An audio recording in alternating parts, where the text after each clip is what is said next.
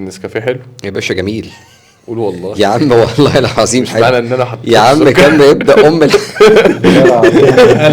العظيم قال في اخر الحلقه دي ماسك بطني تلاقيه دي جايبه للبطن كله. هتبقى يعني اصل انت اللي عامل النسكافيه مش انا. لا يا عم انا شربت نص. راجع الكاميرات انت حاطط لي سم في في يا جماعه مالكم؟ لا احنا ما بنعملش معاك كده بس احنا مقلقين من لا تخافش حاجات بسيطه يعني خير يلا بينا يلا توكلوا على الله ويلا بينا.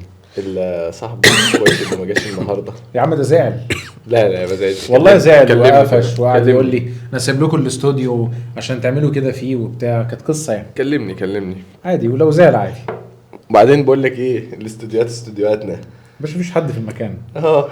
انا جيت النهارده لقيتها بقول لك والله العظيم موهب كلمني النهارده قال لي الاستوديو اخباركم ايه وبتاع. قلت له والله العظيم ما في احلى من كده. هدوء متعه وصوت هادي وجيت وشجع الارسنال وايمن بيشجع الارسنال. بيشجع الارسنال دي كمان.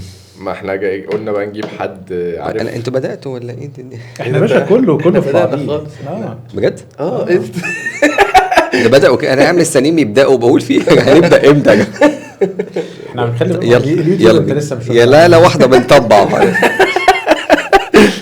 قلنا نجيب حد بقى بيشجع ارسنال بس عارف ده من الارسنال بس انا الطيبين اتوسم واتعشى طيبين. لا الطيبين لا اصل في مشاكل. لا اصل ده انت باين عليك ارسنالي. لا مش كده. لا رزين مش كده برضه مش كده بس عارف اكيد مش زي مروان. سالت عني.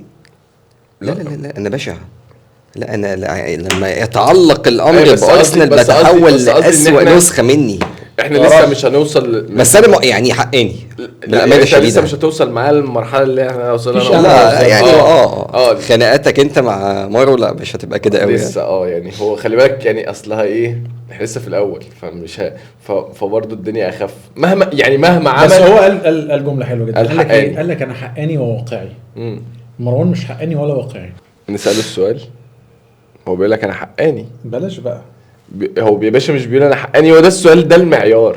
اساله انا مش مسؤول عن السؤال يا باشا. السؤال بيسأل يا باشا جاهز يا باشا من الافضل ساكا ولا رودريجو؟ ساكا هتقول لي مين مش ساكا يا باشا. امال ايه حقاني؟ هو عشان ساكا هو حق ربنا هو طبعا افضل. رودريجو بيلعب في ريال جنبه مين جنبه مودريتش وكروز وجنبه فطاحل شايلين الدنيا. انت بتتكلم ساكا ده شايل فرقه ارسنال لوحده. ده السنه اللي فاتت لما وقع الدنيا وقعت كلها. هو طبعا اصابه ويليام صليبه هي كانت الضربه اللي يعني انا خلاص انا عرفت خلاص مع انهي عينه. خلاص هو في يا جماعه هي عينه هو في يا جماعه من العينه اللي هي انا كنت متوسم في خير والله وانا كمان بس انت دخلت طب عيد السؤال تاني. لا يعني عيد السؤال لا ان شاء الله. بص هو رودريجو لعيب جامد جدا جامد جدا جدا يعني ولعيب لعب في توب ليفل يعني لعب مع ريال في سيمي فاينال تشامبيونز دلوقتي بيحاول يجيب جمهور الريال. انا هقول لك بحكم ان انا بتابع ارسنال من سنين وبشوف ان ساكا ده من يوم ما طلع هو كل سيزن في تطور عن السيزن اللي قبله. لعيب بعد انا بقول لك بقى لسه بقول لك تيرنينج بوينت بتاعت ساكا ان انا اضيع بينالتي في فاينل يورو وان انا الدنيا كلها الهجوم الشرس اللي اتعمل على ساكا والعنصريه والكلام ده كله وان انا يبقى عندي قوه شخصيه انا السيزون اللي بعد اكون من نجوم البريمير ليج. اي نعم السنه اللي فاتت هو وقع في الاخر وانا بحمل ارتيتا ده لانه ادار دقايق لعب ساكا بشكل فاشل وسكواد ارسنال ثين قوي او ما عندكش السكواد دابث اللي يخليك تعتمد على بدايل. وبرده انا يعني بشوف ان ارتيتا فشل في الحته دي. جزء من دور المدرب ان انا افوق البدايل ان انا اشغل لسه لما جاب الجون اللي في بورنموث ان انا اديله ماتش في التاني ان انا اشوف مين اللعيبه اللي تصلح تلعب في الحته دي ومع الوقت افوقهم. لا ارتيتا من نوعيه المدربين ان انا اللعيب الاساسي اللي عندي هفضل سلخه. الراجل ده مذاكر لغايه بجد. الراجل ده مذاكر واكاد اجزم الحلقه دي ستبقى كلمين الكلمتين انتوا كتبتهم اتقالوا تمام. السكريبت انا السكريبت ماشي سهل. لا كده ماشي تمام. احنا لما نخش في الحلقه بجد الموضوع عامل ازاي؟ الموضوع خطير. المهم كويس ان هو ما جاش النهارده يا باشا. هو مش راجع بكره بس بقول لك ايه يوم السبت في مذبحه مع جنة ليفربول ارسنال ليفربول. حضرتك عارف امتى اخر مره كسبنا ليفربول في ملعب الانفيلد؟ 2012 ان شاء الله. مين اللي جاب الجونين سيادتك؟ مين اللي جاب؟ ما بفتكرش الماتشات اللي احنا بنخسرها. بفتكر احمد جعفر. بفتكر الماتشات اللي احنا بنكسبها بس. الجيم ده افشخ جيم ابو ديابي لعبه قبل ما يتوفى الى رحمه الله. ده وهو في نص ابو ديابي على فكره هو ماتش لا بالمناسبه ابو ديابي التيشيرت الموف في اسود دي. بالمناسبه ابو ديابي كان بيجي يلعب ماتش ليفربول ويمشي. كان اول جول الاثنين مع ارسنال بعد ما فان بيرسي راح يونايتد. ايوه وكان جيرو وصفقه بقى بودولسكي وجيرو كازوردا الشله دي ارسنال فينجر جابها وقتها. بالمناسبه ابو ديابي كان بيجي يلعب ماتش ليفربول ويمشي. ماتش ليفربول بالذات ولعب في ماتش اللي هو بتاع الشامبيونز ليج لما جاب جول أيوة الشمال. بقول لك هو بيجي يلعب ماتش الاسيست على والكوت ده. بيجي يلعب ماتش ليفربول ويمشي. ماتش ارسنال وليفربول 3-2 بتاع 2007 2008 ده من اكتر الماتشات اللي انا اتقهرت فيها في حياتي. احسن لا ده قله الادب دي يا عم الحاج. ايه يا عم الحاج قله طب بذمه اهلك ارسنال الماتش الاولاني ما كانش ليه بلنتي بتاعت هلاب اللي على كويت. شفت قلت له لا شفت لازم لا بس هو واضح انه فاهم. هو برضه سمع السؤال وجاب. بس خلي بالك بص دي بقى بس خد بالك بقى خاف من مين؟ لا الماتش في الملعب. منهم ماتش في الملعب فشخ. لا ماتش خاف وبيخاف. خلي بالك السيزون اللي فات والله اقول لك على حاجه. السيزون اللي فات كانت على يعني فاهم تنتوفه. انا اقول لك على حاجه. الحاج ارتيتا هم السنه اللي فاتت اسمع بس يا عم اسمع عمل هيخطفوا يا اسطى اسمع وعلى ملعبك وانت اصلا ما عرفتش تكسب اليونايتد. الله اسمع يا عم واحده بوم دي واحده اداك ما عرفش يكسب. طب معلش ما كسبتش نيوكاسل واستون فيلا ازاي حضرتك؟ ازاي قول لي باشا اسمعني بس قول لي. لا يا باشا لا اعمل الكلمه باشا. اقول لك على حاجه كلمه ثانيه واحده. اقول لك على حاجه ده هم طلعوا عينه واحده كلهم. طب بذمه اهلك جمهور الارسنال لا انت مش انت حقين. انا راجل ماليش في الدوري. جاي النهارده هنا عشان قول لي تحل ما بيننا كام في الدنيا. جول نيوكاسل في ارسنال ده ايه شفته ايه؟ جول طلعت بقى وخبطت في ايده وطلع كل ده جون ده تصدق بالله حلال فيكو الجون بتاع لويس دياز اللي انجلترا قامت ما قعدتش ده احنا ده السنه اللي فاتت لجنه الحكام كل 3 ايام تقدم اعتذار رسمي لارسنال. معلش نسينا نرسم الخط يا عم الحاج. معلش اصل الجون بتاع مارتينيلي في اليونايتد اوديجارد معلش كان خطا من الفار. سيبوا يكمل ساعه من الحكام يا عم بخليك حقاني. انا بقول لك حق ربنا. انا قلت لك ان في اول السيزون ماكاليستر الطرد بتاعه كان ظلم. مش عاجبني. اتظلموا الصراحه. لا اتظلموا في ماتش فلا ماتش نيوكاسل بس انا اتظلمت في ماتش توتنهام. حق ربنا طبعا. لا بصراحه هو التحكيم في الدوري الانجليزي. لا وبعد ماتش توتنهام ايه اللي حصل بامانه شديده؟ ايه اللي حصل؟ انت ماتش ايفرتون ايه اللي حصل؟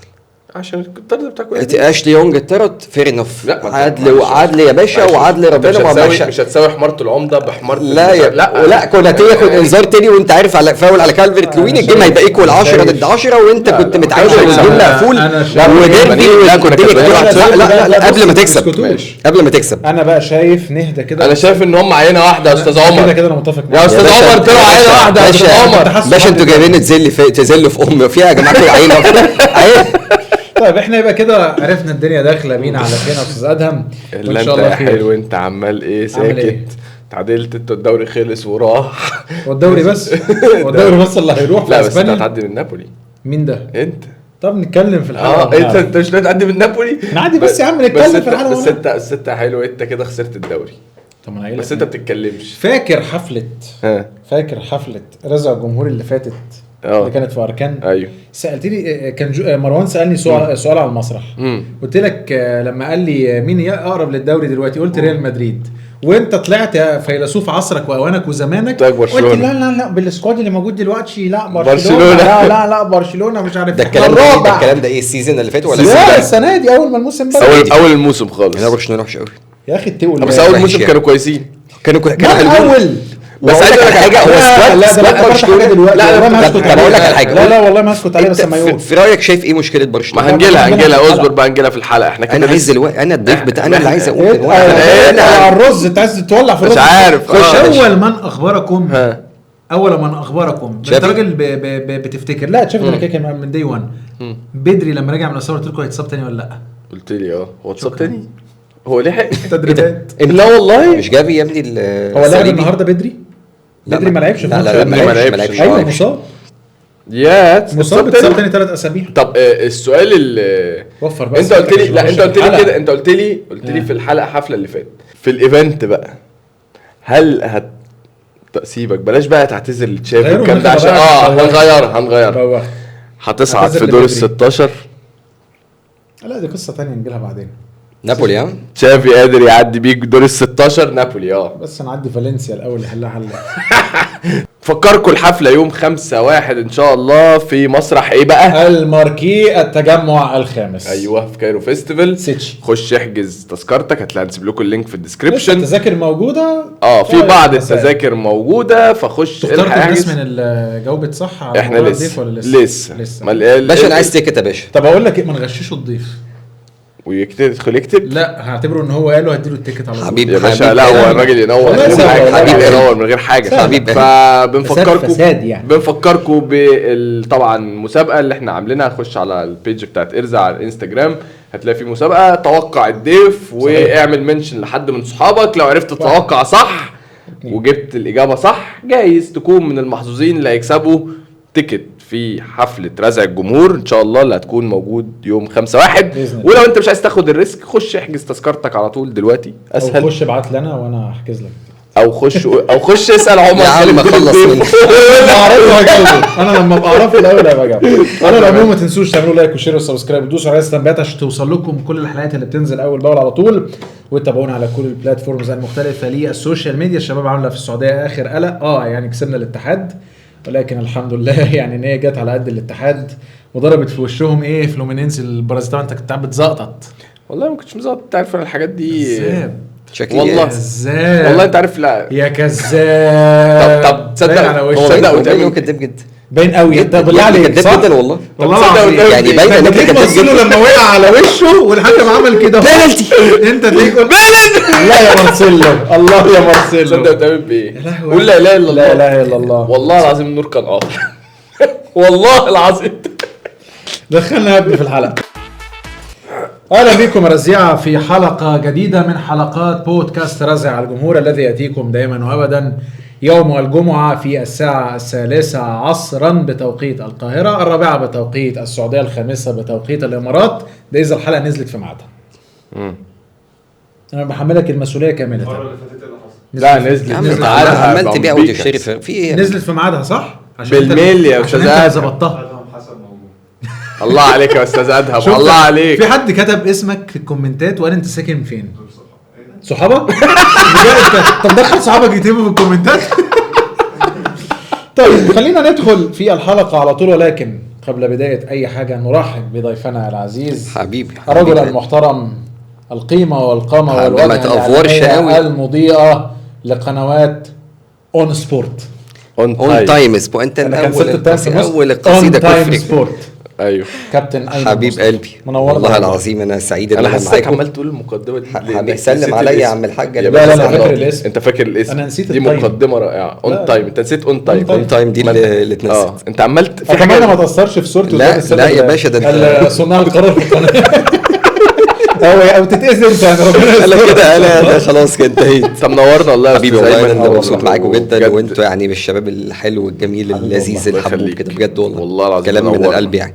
اي نعم الراجل المدفعج اخويا مش موجود، كنت احب ان انا ابقى موجود. كان هيبقى كتير والله. اتنين بس وعمالين بنتفق على الطلعه دي بقى لنا مده، لكن الحمد لله يعني كتير والله. كان اتنين كان هيبقى كتير قوي والله. مش هينفع. على العموم حلقه فيها تفاصيل وفيها حكايات، فيها شقين او 3 اجزاء. الجزئيه الاولى هي فكره القرعه بتاعه التشامبيونز ليج وما اسفرت عنه. ولا حلوه يا عم. جميله وبسمسم. وعندنا المباراه المنتظره ما بين الارسنال وما بين ليفربول على ملعب الانفيلد. بس هو اللي جاوب قبليك. الاجابه صحيحه. وطبعا الجزئيه الاخيره وهي التوقعات المرئيه اللي اعتقد اكاد اجزم ان انا عامل فيها قلق بفضل استاذ مارك زوكربيرج يعني حبيبي اخويا المحترم. هو عمل قلق بجد؟ مش هطلع معلومات جدع. اوكي جدع. بس انا اقول لك اكاد اجزم ان انا عامل قلق بتسريبات من الناس على السوشيال ميديا. انا ما شفتش والله. خير بقى سيبها بظروفها. طيب نبدا من القرعه ونبدا من نتائج القرعه. طب خلينا بس قبل ما نتكلم عن نتائج القرعه اخد رايكم سريعا. شايفين القرعه المره دي مش ملهلبه، هاديه كده، واقعيه نسبيا، متوازنه، سهله قوي مع الفرق كلها، ولا في ماتشات فاجئتكم؟ انا حسيت ان هم عايزين دور 8 ناري. ما كده في قرعه تانية. لا يعني ان هو ايه احنا مش هنخلي حد يلعب حد في قوي، مش هطقش اتنين جامدين في بعض وخلص على واحد من التقيل. لا هو يعني خلي بالك انت مع فكره ان القرعه موجهه والجو ده. طب ما انت بتقول ليه لا انا قصدي يعني بصراحه لما اشوف مانشستر سيتي وكوبنهاجن الموضوع يعني بالامانه الشديده بقى مبالغ فيه جدا. السنه رقم كام بقالك كام سنه بكل مره بتاخد اوقع فرقه واسهل فرقه. بيقول لك يا عم احنا خدنا ريال مدريد قبل كده. طب خدها امتى؟ ما تسيب لي دي بقى. بص خد ريال امتى؟ طب ما انت واخد بورتو يا عم انا غلبان يا عم. كنت باخد يا بايرن يا برشلونه. انا كنت بدعي ربنا يا رب بعيد عننا برشلونه. كان بياخد بايرن. انا عايز اقول لك على حاجه، انت تكسب بورتو وبايرن هيعدي الناحيه الثانيه من لاتسيو. ايوه قبلك في دور الثمانيه. طب اسلم عليه بعد ده بيشجع بايرن برضه. قبلك في دور الثمانيه 10. لا كلام اقول لك على حاجه، الجيل بتاع ارسنال دلوقتي ده ما يشيلش سكورات والجو بتاع زمان كده برضه. لا لكن انتوا شايفين ان الدنيا متوازنه. انت قلت يعني اقول لك على حاجه، برشلونه ونابولي شايف ان هو ماتش في الملعب بحاله برشلونه دلوقتي انا شايف ان برشلونه نابولي امبارح خسر. لا هو معاك نابولي امبارح خسر في الكاس 4-0 من فرقه ما جاتش. نابولي مش مقنعين خالص يعني. يمكن هنتكلم على كل ماتش سريعا كده بس انا بشوف انها مجموعه القرعه كانت متوازنه جدا. يمكن اكتر ماتش هو 50-50 انتر اتلتيكو، ده اكتر ماتش تحس في الملعب شويه يعني. ريال مدريد لايبزيج بتتكلم ايه؟ لا ريال مدريد ريال عنده اصابات ايه والكلام ده كله ما عنده. انا بقول لك كله طبعا كله هتلاقي فيه دايما فريق هو اللي عنده الافضليه. دايما هتلاقي ان في فريق هو المفضل. بس انتر اتلتيكو ده اكتر ماتش هتبقى عندك شك كبير مين اللي يقدر يحسم من وجهة نظري. فانا بالنسبه لي ده اصعب ماتش توقع. طب ما تيجي ناخدهم ماتش بس قبل ما ناخدهم ماتش انا كنت بتكلم في الشانل عندي في حاجه فكره سيتي عشان برضو الناس، عشان انا لقيت ناس يعني. سيتي وكوبنهاجن الناس برضو دايما دخل الناس يقول لك يا جماعه طب ما احنا لعبنا ريال مدريد. احنا السنه اللي فاتت عدينا بفرق صعبه يعني. السنه اللي فاتت سيتي عدى بايرن، مانشستر سيتي عدى بايرن، عدى سيتي. يا جماعه السيتي بقى ليه جمهور بجد. يا كتير. طبعا. جرب كده تغلط فيهم. طب ايه والله جرب كده تغلط. لا مش بتريق. تين ايجرز ولا في ناس كبار في السن. لا انا في واحد صاحبي اعرفه من بعيد، مش صاحبي قوي يعني، اعرفه عن طريق ناس بعيد. انا فوجئت وهو اكبر مني سنا ب5 6 7 سنين هو بيشجع مانشستر سيتي من زمان. يعني لك ان تتخيل ان اول سيزن السيتي يبتدي ان هو يبقى فرقه 2008 2009 كان خسر من ميدلز برو في 2007 2008 اخر ماتش كان هيهبطوا، كان حوالي 9. كان داونينج كان جايب كميه الجون بتاع 4-5 جون وكانت مهزله يعني. صح. بعدها اما جابوا بقى روبينيو كان فاكر ان هو جاي لليونايتد وراح على سيتي وابتدت الفرقه تتشكل واحده. فانا بتكلم يعني اللي بيشجع في جيلنا ده عجيبه وهتلاقيه يعني حاجه نادره جدا. اظن في منهم من جمهور جوارديولا كتير ممكن وده بيحصل. وده كتير جدا. في منهم وانا اعرف ناس من جمهور جوارديولا مجاذيب جوارديولا، فاللي هو أيوه. انا هروح مع جوارديولا في اي حته. في منهم ممكن يكون ما كانش عنده انتماءات كبيره جدا في الدوري الانجليزي، السيتي شدته بالبطولات بالحلاوه الكوره اللي بيلعبوها بالظبط ممكن برضه. لان خلي بالك السيتي مع مانشيني مع بيليجريني كانوا بيلعبوا كوره كويسه مع جوارديولا طبعا كالعاده يعني. فده اظن برضو فكره يعني من الافكار. فاظن مع الجيل الجديد اللي طالع اي جيل بيطلع بيشوف الفرق اللي بتكسب بطولات في الاغلب وبيتشد ليه. زي مثلا في اوائل الالفينات هتلاقي اغلب الجيل بتاع ارسنال باركم وهنري. في يونايتد بتتكلم في الجيل بقى الذهبي دوايت يورك واندي كول وباكم والجو ده. فده الطبيعي يعني. طيب خلينا ناخد من الماتشات ونتوقع فيها ولا نتكلم على الماتشات على طول؟ نتوقع من بعيد طبعا. بص الماتشات يا عمر عشان نكون صراحه الماتشات لسه بدري كمان. من اي توقع دلوقتي هنبقى احنا يعني هيبقى توقع رزع يعني رزع بيور يعني. ممكن اللي هو توقع بشكل مبدئي لحد ما يجي قبل شهر، لان انت ما تعرفش في شهر 2 الدنيا بقى. طيب خلينا نبدا ببورتو ارسنال. نروح لايمن طبعا. نروح لايمن بقى واهدى انت خلاص. يلا باشا. الارسنال اتبسطت من القرعه ان جابت لك فرقه زي بورتو. والله اقول لك حاجه انا لا وانت شايف انه الفرقه تقدر تعدي بسهوله رايح جاي ولا لا؟ مش متابع لبورتو قوي يعني، مش عارف الدنيا ماشيه عندهم ازاي، لكن انا سامع ان هم مش في احسن حالاتهم. مش نسخه لبورتو يعني نسخ مثلا قبل كده الفرق اللي كانت بتبقى لا بتضايق ما وصلوا سيمي فاينل مع يونايتد فاعتقد كان 2008 2009 لما رونالدو اللي رزعها من بعيد. بس هو تعبكوا في المجموعات. لا هو بورتو سخف على برشلونه في المجموعات في الذهاب ماشي والعوده، بس حاله برشلونه مختلفه عن طبعا. برشلونه وحش. الجيم تحس ان انت داخله بقى، عارف انت ذكريات ماتش 2008 ده الارسنال اللي خسر 2-1 في ملعب بورتو، مادريجال اسمه اعتقد، ملعب بورتو اسمه دراجاو. انا ايه المدرجات ده جبته منين بس عادي دراجاو لو ينفع نمنتجها دي. مفيش مشكله عادي. منتج يا بابا، منتج يا بابا. دراجاو ملعب الدراجاو. و ارسنال كسب 5 في العوده. كان من احلى الماتشات اللي ارسنال لعبها في السيزون ده في الشامبيونز. وصل وقتها سيمي فاينل وخسر من اليونايتد اللي هو الماتش بتاع الهجمات المرتده ورونالدو من اي حته شوطه بجون وبتاع. فانا بشوف ان ارسنال بحالته دلوقتي مشكلته الاساسيه بتبقى ان انت لما بتخش على شهر 2 بتلاقي ان اعمده الفرقه كلها اتصابت. انت دي من اكبر مشاكل ارسنال دايما، فكره الاصابات. الصليبه بقى لو حصل حاجه، داكلين رايس بتتكلم في الاعمده بتاعت الفرقه. دي الحاجه اللي تخليني احط ايدي على قلبي. الى جانب اللي انت زي ما اتكلمت قبل كده، انت ما عندكش برضه في ارسنال فكره السكواد ديبث قوي. يعني برضه ارتيتا من نوعيه المدربين اللي الروتيشن عنده على اضيق الحدود. فانا برضو من مخاوفي ان انا لما اوصل للتوقيت بتاع الشامبيونز ان الدنيا على ماتشات انا عايز اسالك بوكسينج داي الكلام ده كله صح. لو انت وصلت لشهر 2 وهتلاعب او عديت بورتو، ايوه، ودلوقتي انت في السكواد زي ما انت بتقول ممكن ما يكونش سامح لك، واختيارك انك تكمل في الدوري، انا هنافس على الدوري ولا هكمل في الابطال، تروح لاني سكه؟ تختار من طريق من الاثنين يعني. خلي بالك هي الكلام ده حصل لمين؟ لكلوب طبعا حصل لكلوب، لكن كان بينافس على بريمير ليج وعلى تشامبيونز وعلى الاف اي كاب كمان. هي صعب قوي ان انت تقول انا افرط في الاف اي كاب.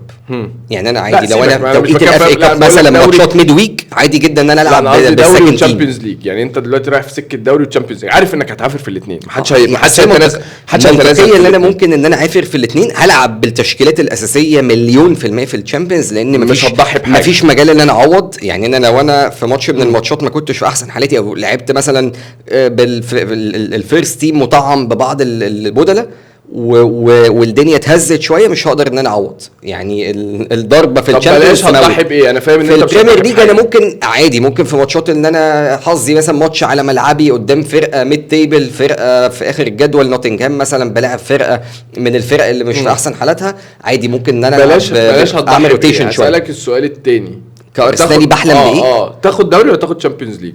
حاجه اي حاجه. انا واصل لمرحله من السخط قسما بالله ان انا ممكن بتخيل للحظه ان انا لو كسبت حاجه ممكن يجرى لي حاجه.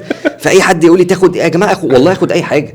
انا بشجع من 2000 بعد 2006. يعني انا ماتش فاينل برشلونه وارسنال ده كنت متعاطف مع ارسنال شويه. انا دايما بشجع الاندر دوج، فرقه حصل لها اصابه لعيب مهم، حاله طرد، فتلاقيني بتعاطف مع الضعيف على طول. بدات بعدها بقى اول ما هنري مشي كنت عايز اقول لك عندي يعني عشق لفابريجاس وهلاب وروزاسكي، وكنت معجب بالمجموعه دي من اللعيبه بشكل مش طبيعي. الفرقه دي بالنسبه لي كانت فرقه ممتعه. انت شجعت بعد الجيل اللي هو حلو فتره السخط كلها. ده انت خدت يعني انا الوحش بس خدت الوحش كله. لا ارسنال خلي بالك حاجه حلوه. لا ما شفتش حاجه يعني. انا اول اف اي كاب خدناه ده انا كنت يعني مش متخيل ان في حاجه اسمها ممكن يكسب بطولات. يعني فاهم اللي هو ايه ازاي ده بيحصل في الحياه يعني. فلا بس دوري ولا تشامبيونز ليج؟ والله سؤال صعب قوي. اي بجد حاجه بجد سؤال صعب جدا. اقول لك على حاجه. هو الدوري بتحس ان هو فرحته اكبر بما انه الكومبيتيشن الاصعب. ان انا عشان اخد بريمير ليج ده حاجه لازم اكون يعني حاجه ويل ديزيرفد. ما انا هكمل لك اللي انا يعني فرقه واخده الدنيا من اول يوم، من اول الجيم ويك 1 ل 38 انا استحق. يعني الشامبيونز النوك اوت شفنا مليون نسخه. تشيلسي لما كسبوا مش بتكلم الاخيره كمان بتاع دي ماتيو صح. دي فرقه يعني لو لعبت الشامبيونز ليج تريليون مره مش هتاخده مع كامل الاحترام لتشيلسي يعني. لكن انا حته ان انت بقى طول الوقت انت بتقول انت البرايد اوف لندن وما عندكش تشامبيونز ليج وجمهور تشيلسي يعني ماسكك سلخك. فبرضه تحس ان انت ايه، انا بقول انا عندي 13 بريمير ليج ايا كان بقى في انهي حقبه بقى له 80,000 سنه ولا بقى له قد ايه. لكن حته ان انا ملط في حته الكؤوس الاوروبيه دي وحشه قوي. فكتاريخ النادي يحتاج لبطوله اوروبيه، يحتاج ان هو يكسب تشامبيونز يعني. انا وقت ما ليفربول اخد تشامبيونز ليج لا كان نسي في الدوري. ما انا بقول لك لان انا قلت لك الاجابه على لان انا كان غايب عني. لا انا كمان كليفربول كان غايب عني دوري بالي كتير، فانا كان نفسي في الدوري. يعني حتى انا فاكر جوارديولا طلع في مؤتمر كان هو وكلوب طلعوا قاعدين بيتكلموا مع بعض، كانت حفله توزيع جوائز، فقال له انا اظن كان جوارديولا لسه واخد الدوري وكلوب لسه واخد تشامبيونز ليج اللي هي بتاعه 2019، فقال له اظن ان احنا دلوقتي نفسنا احنا الاثنين نبدل مع بعض، انت تاخد الدوري وانا اخد التشامبيونز ليج اللي كان ساعتها جوارديولا ما خدش التشامبيونز ليج مع فريق غير برشلونه يعني. فده اظن هو كل واحد على فريقه، بس انا متفهم وجهه نظرك. انا احلم بدوري ببريمير ليج، وتاريخ ارسنال يحتاج تشامبيونز ليج. يعني انت نفسك في بريمير ليج بس ارسنال يحتاج تشامبيونز ليج، وبحلم بالاثنين. هي حاجه شبه مستحيله. انا مش لا طب يعني لا مش ممكن مستحيل. بس انا بقول لك يعني انا بحلم. انت الموسم اللي عادي بحلم. بص هو الموضوع صعب، انت الموسم اللي فات ما كانش حد يتوقع ان انتر وميلان الاثنين واحد فيهم يبقى موجود في نص في السيمي فاينال، والحاجه كمان انتر كان في الفاينل. ان الشامبيونز الدنيا وحشه.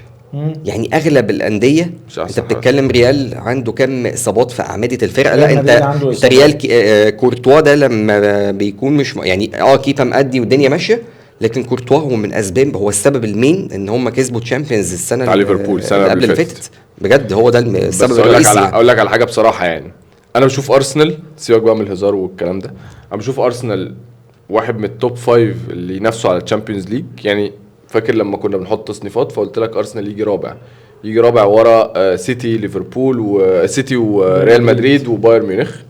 انا بالنسبه لي الثلاثه دول هم الثلاثه المنافسين الاساسيين، وراهم على طول ارسنال. واستبعاد ارسنال مش عشان ارسنال وحش، استبعاد يعني مش استبعاد ارسنال، يعني انا حط ارسنال رابع بعدهم بحكم الخبره، لان شايف برضو ان ريال مدريد وبايرن وسيتي عندهم خبره اعلى من ارسنال في الشامبيونز خلاص. وكمان سيتي حته انه اخذ البطوله السنه اللي فاتت خلته بقت عنده الجرأه. ريال مدريد وبرشلونه، ريال مدريد وبايرن شكرا يا باشا، يعني انت بتتكلم اساتذه في الشامبيونز ليج. يعني ريال مدريد بالذات في حته لوحده يعني.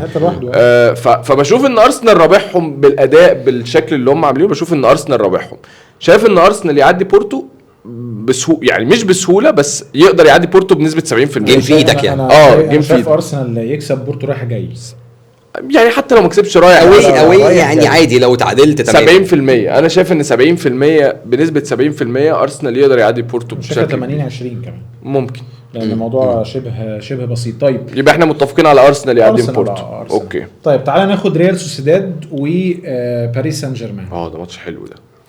ده ماتش حلو خاصة مع مستوى باريس سان جيرمان حاليا ما يطمنش. ومستوى سوسيداد حلوين جدا. ومستوى سوسيداد من امتع الفرق اللي بتلعب كوره في الليجا. بس القرعه ظلمتهم. ما هو بص حظهم وحش قوي. يعني هو اي واحد كان هيقع في بي اس جي حظ وحش يعني. اي اول في النهايه انت بتلعب قدام مبابي حكيمي، بتلعب قدام نجوم. لما العب قدام مبابي ده صداع.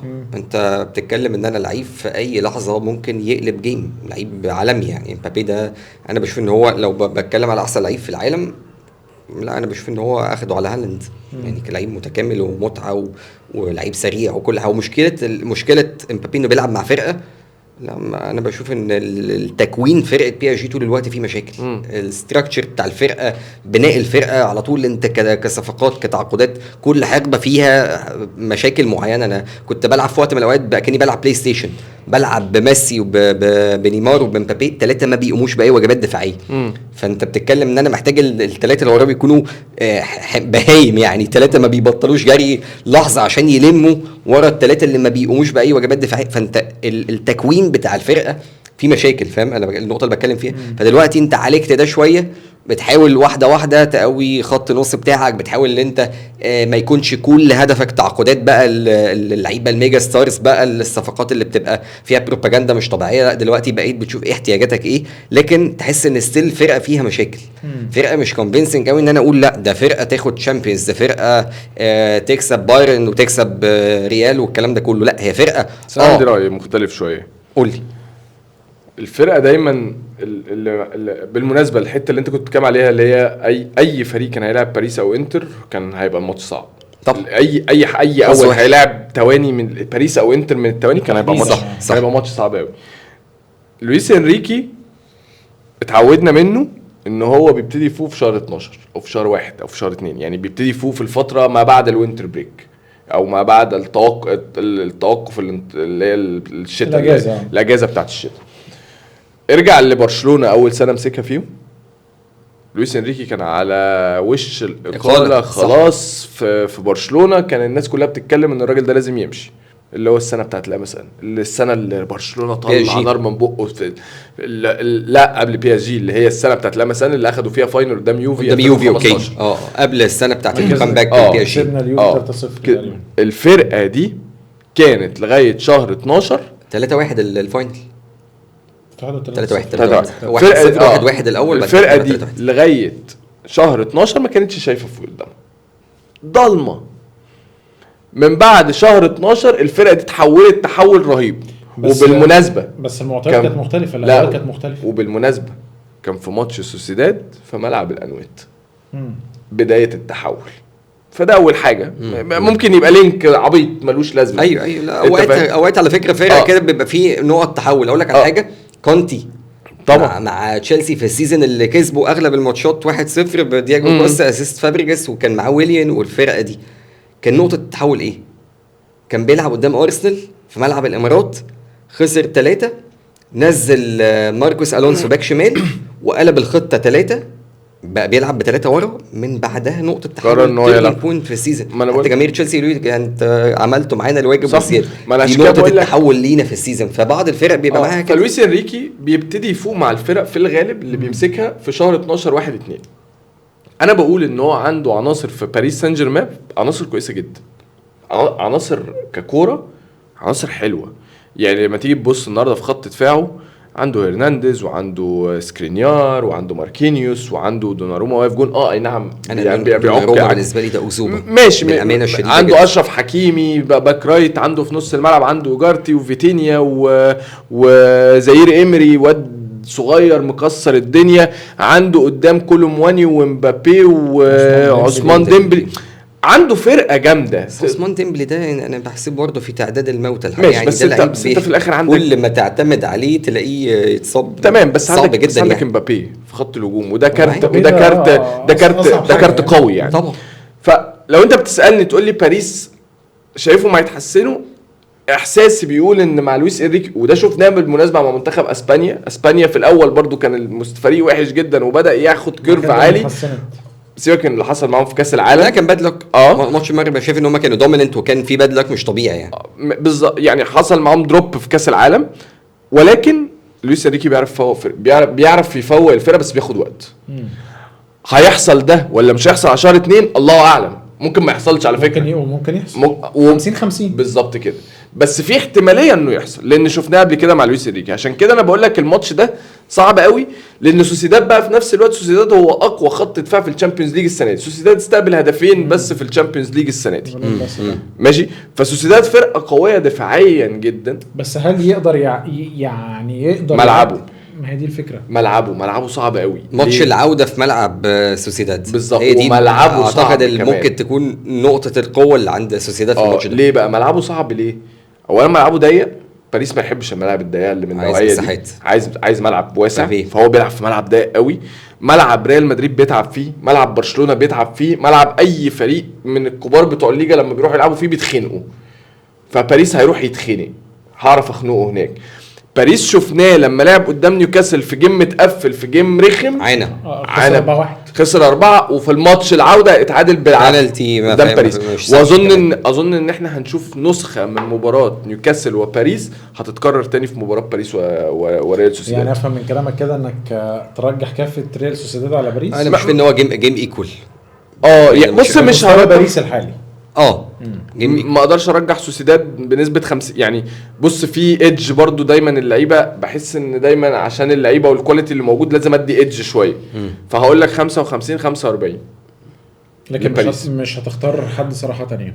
لا طبعا مش هختار حد صراحه. ماتش فير جيم، هو اقرب ماتش بعد اتلتيكو انتر يكون قريب من بعض. ماتش يكون جدا، انا متفق معاك. طيب بما ان انت اتكلمت على انتر واتلتيكو، يعني بشوف الماتش ده من احلى الماتشات اللي ممكن تكون في الشامبيونز ليج في دور ال 16 بصراحه. طبعا يعني يا حظ انتر باتلتيكو يا حظ اتلتيكو بانتر، يعني فاهم؟ ماتش تاكتكس، ماتش تكتيكي بس هل هيبقى ماتش سخيف ولا هنتفاجئ؟ هو ماتشات اتلتيكو عمرها ما بتبقى ماتشات حلوه. يعني ماتشات اتلتيكو ماتشات تكتيكال وتقفيل وضرب، ولو اتلتيكو خطف يعني نادرا لما بتشوف اتلتيكو ماتش تحس ان جيم مفتوح، جيم فيه متعه. لا، اغلب ماتشات اتلتيكو انت لو سيميوني خطف او جاب وصل للي هو عايزه بيموت اللعب، عارف طريقه لعب لعيبه اتلتيكو. ممكن وجود بقى بعض اللعيبه جريزمان الناحيه الجماليه بقت موجوده شويه في لعب اتلتيكو، عن في حقبه ما كده كان اتلتيكو ده ماتشاته كلها بتبقى ماتشات ميته. لكن في النهايه لا، اسلوب لعب سيميوني واحد ما بيختلفش. ممكن وجود بعض الافراد او بعض اللعيبه بتخلي ستايل لعبه يبقى فيه نواحي جماليه شويه، لكن لا، هو غالب عليهم حته ان انا اللعب عارف شمال افريقيا ده، انا بقى بعرف اموت الجيم كويس قوي، عندي الذكاء ان انا امشي الجيم زي ما انا عايز. لو انا عايز هقفل وهموت لك الملعب ومش هخليك تشوف ماتش. والسنه دي اتلتيكو مش وحش بس فرط في الدوري، فرط في الدوري. يعني انا كنت شايف ان اتلتيكو السنه دي كان عنده فرصه انه ينافس على الدوري، واتلتيكو عنده عناصر كويسه جدا تخليه ينافس على الدوري. بالمناسبه جريزمان وموراتا اتنين من الاتنين مهاجمين اللي عندهم بلس 10 تجوان، ان ده الفريق الوحيد اللي عنده اتنين مهاجمين عندهم بلس 10 تجوان في الموسم، اكتر من 10 تجوان في الليجا. فدي حاجه مميزه جدا للاتنين لعيبه. بس انت امبارح مثلا بتشوفه قدام ختافي 3-3 بعد ما كان كسبان 3-1 جرينوود عمل عليهم ماتش واتشالب عليهم، بس في الاخر بس ماتش عادي. لا بس هو يلعب ليه؟ لا هو عمال يوقع نقط في الوقت اللي برشلونه كان عمال يوقع فيه. كان يقدر يركب برشلونه وكان يقدر يوصل يبقى قريب من ريال مدريد ويبقى قريب من جيرونا. هو ما استفادش بكل ده، ما استفادش، هو بعد، هو عمال يبعد في وقت انت كان لازم تقرب. دي حاجه. تاني حاجه، الماتش بتاع سيميوني انزاجي ودييجو سيميوني هو ماتش تكتيك بشكل مرعب، لان سيميوني انزاجي واحد من اكتر المدربين ومن افضل المدربين اللي موجودين السنه دي، وشفنا نتيجه ده السنه اللي فاتت لما وصل فاينل. وكان قريب بالمناسبه في الفاينل. السكواد مش اقوى حاجه. ما هو هقول لك سكواد انتر سكواد عادي ما فيهوش لعيب. لا بس بكلمك كاسماء، سيبك من الاسماء، بس يعني هو كسكواد بالمجموعه دي من اللعيبه ان انا اوصل فاينل تشامبيون. ايوه طب عشان كده يحسب له طبعا. طبعا يحسب له، بس قصدي السكواد بتاعه دلوقتي بقى قوي جدا. انت النهارده بتتكلم عنده ماركوس تورام وعنده لوتارو في خط الهجوم شكلهم قوي جدا. باريلا في نص الملعب ممتاز. كان شانالوجلو الاثنين مش لعيبه مش نجوم صف اول. بس لوتارو النهارده لو انت بتيجي تكلمني على لوتارو بقى خلاص بقى مصنف ان هو قبل كده بقى هو قبل ما يبقى يعني كان مع كونتي كان كويس، قبل ما يبقى مع انزاجي ما كانش برضه بالتوهج ده. كان كويس بس ما كانش طبعا، يعني كان كويس طبعا، ما تقدرش تقول ان هو وحش، بس قصدي ان انزاجي عامل حاله. ايوه يعني انزاجي عنده دي ماركو ناحيه اليمين، دمفريس عنده دي ماركو ناحيه الشمال، دمفريس ناحيه اليمين. باستوني واحد من احسن المدافعين اللي انا بشوفهم موجودين على الساحه حاليا. فانت كل ده حتى تعويض اونانا ان هو يروح يجيب يان سومر كويس. والله عايز اقول لك على حاجه، ابجريد. هو ابجريد مش داون جريد. بس اونانا السنه كان ممتاز بشكل الاثنين دلوقتي. يعني بتكلم باداء اونانا مع يونايتد بسومر مع انتر يعني. بس الناحيه الثانيه بقى تعالى بص على اتلتيكو، لا فرقه قادره انها تتعب انتر. بس انا كنت بقول لك انت قلت حاجه حلوه قوي اللقطه اللي فاتت، قلت لي سوسيداد هيلعب الماتش الثاني على ملعبه ودي نقطه قوه. اتلتيكو العكس، اتلتيكو هيلعب الماتش الثاني على ملعبه ودي نقطه ضعف. ارجع للسيناريوهات اللي اتلتيكو عدى فيها من الماتشات الصعبه، يبقى الماتش الثاني بره ملعبه. بالظبط. أيوه. بيلعب الماتش الاولاني في ملعبه وبيلعب الماتش الثاني بره ملعبه. ارجع بقى ليفربول لما عدى قدام السيتي كان الثاني على ملعبه. لما لعب ليفربول، لما خرج ليفربول كان بيلعب الماتش الثاني على ملعبه، جاب جون في متروبوليتانو لواندا، ورجع قام قفل الجيم وسخف على ليفربول وكسب ليفربول في انفيلد اللي هو الماتش اللي قبل الكورونا. بايرن خرج بايرن من ملعبه. برشلونه خرج برشلونه من ملعبه، برشلونه في عزها، يعني بتكلم على برشلونه اللي في العز. أيوة. فهو دايما بيحب يلعب الجيم الاولاني اللي هو اخطف، اتعادل، اعمل نتيجه ايجابيه، انت فاهم، وهناك انا هحاول انتج جون. على عكس ما تتعكس يبقى هو رد فعل بالظبط كده. انا مش عايز اروح العب في انتر الاول في انتر يضربني 2-1 وابقى انا نازل مضطر ان انا هاجم ان انا العبك. لا انا عايز ابقى دايما انا الرياكشن مش الاكشن. حته ان دييجو سيميوني مكمل لغايه دلوقتي ده شايفينها صح؟ يعني ان اداره اتلتيكو متمسكه بيه لغايه دلوقتي دي مش حاجه بالنسبه لكم عجيبه شويه؟ انا كان نفسي اشوف حد تاني بيدرب اتلتيكو، وكان نفسي اشوف ان حد تاني دييجو سيميوني فرقه تاني هو بيدربها، عايز اشوف شكل تاني، عايز اشوف لون تاني. بس هو واضح انه هم لا احنا مكملين معاك للاخر، يعني مكملين للاخر والدنيا شكلها كده اللي هو ايه يعني احنا معاك على طول الخط. بس كان نفسي اشوف شكل تاني، بس واضح ان هم لا هم مؤمنين بيه وهنكمل بيه بقى لحد الاخر. لان برضو يا عمر حط نفسك مكان اداره اتلتيكو. ده الراجل مين موجود على الساحه؟ لا غير مين موجود على الساحه. ده الراجل اللي جاب لي كل حاجه، ده الراجل اللي عمل، هو ده اللي عمل الايدنتيتي يعني. او الهويه بتاعت اتلتيكو. بس انا محتاج تجديد. اتلتيكو مدريد من 2011 من 2000 قبل 2011 انت كنتش تسمع عن اتلتيكو مدريد ماشي. بصراحه يا جماعه احنا كان دايما اللي تسمع عنهم اللي جم يعني نفسه ريال مدريد وبرشلونه، ديبورتيفو في فتره، فالنسيا في فتره، هم دول اللي عرفوا يحكوا مع ريال مدريد وبرشلونه. اتلتيكو مدريد ما كانش موجود ان هو بينافس ريال مدريد وبرشلونه، بالعكس اتلتيكو مدريد نزل في اوقات في الدرجه الثانيه. فسيميوني جه معاه وصلهم كمان فاينل تشامبيونز مرتين. وصلوا في مرتين فاينل تشامبيونز ليج، اخذوا الدوري مرتين ويكسب الليجا مرتين في وجود ريال وبرشلونه. ده اعجاز. انا كمدرب، انا كاداره اخاف ان انا اقيل واحد زي ده، وفي الاخر الراجل بيوصلني كل سنه بقى مثبتني ان انا بروح دوري الابطال. دي مش عاده اتلتيكو اصلا من يعني اللي يرجع لتاريخ اتلتيكو ده مش عاده اتلتيكو انه بيروح دوري الابطال كل سنه. هو اقول لك على حاجه واقعيا هو تفكيرهم مش غلط.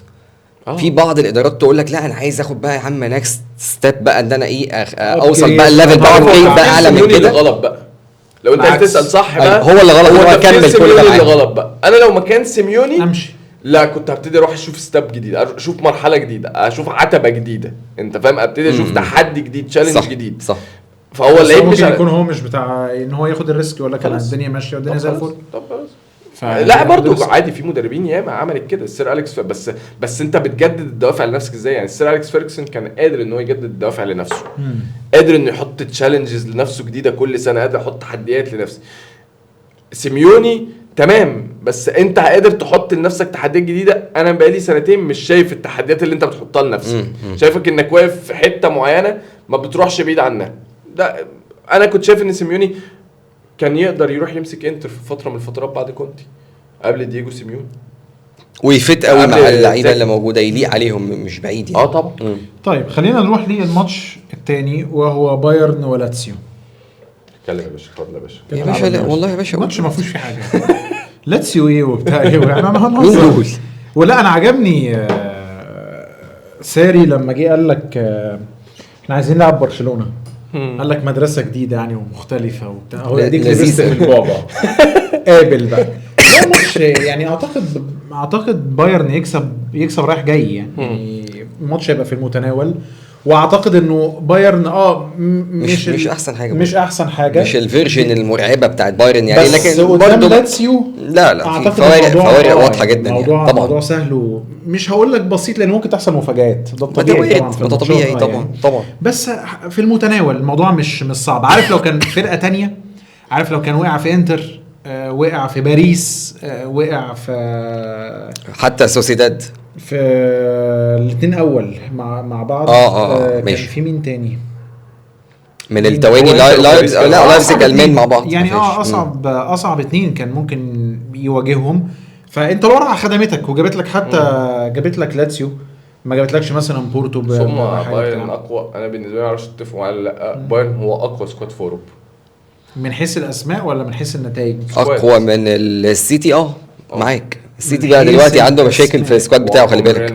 يعني اقول لك على حاجه، لو مدرب تاني مع السيتي غير جوارديولا ما يعملش اللي بيتعمل دلوقتي ده. انا السيتي عنده اصابات وعنده غيابات، اللي انا ماشي جندوجان ان كيفن برون يغيب المده دي كلها. لا فاوقات بيبقى عندهم هبوط دلوقتي، بس الدنيا مش لا بس يا باشا هيقوم يا باشا. الكلام ده دي تمثيليات بتاعت كل سنه وقت الجد بيقوم يعني. اقوى سكواد موجود في اوروبا. ما هو كاسماء ولا كاسماء طبعا. بس ممكن الناس تقول لك بس بس انت مستثني من الفرق الثانيه الاصابات اللي عندك. لا خالص، لا خالص، هم اقوى سكواد في اوروبا حتى بوجود الاصابات. طب ما انت هتقفش فيك مثلا ناس زي جمهور ريال مدريد. ليه؟ ريال مدريد عنده نقص في المهاجم.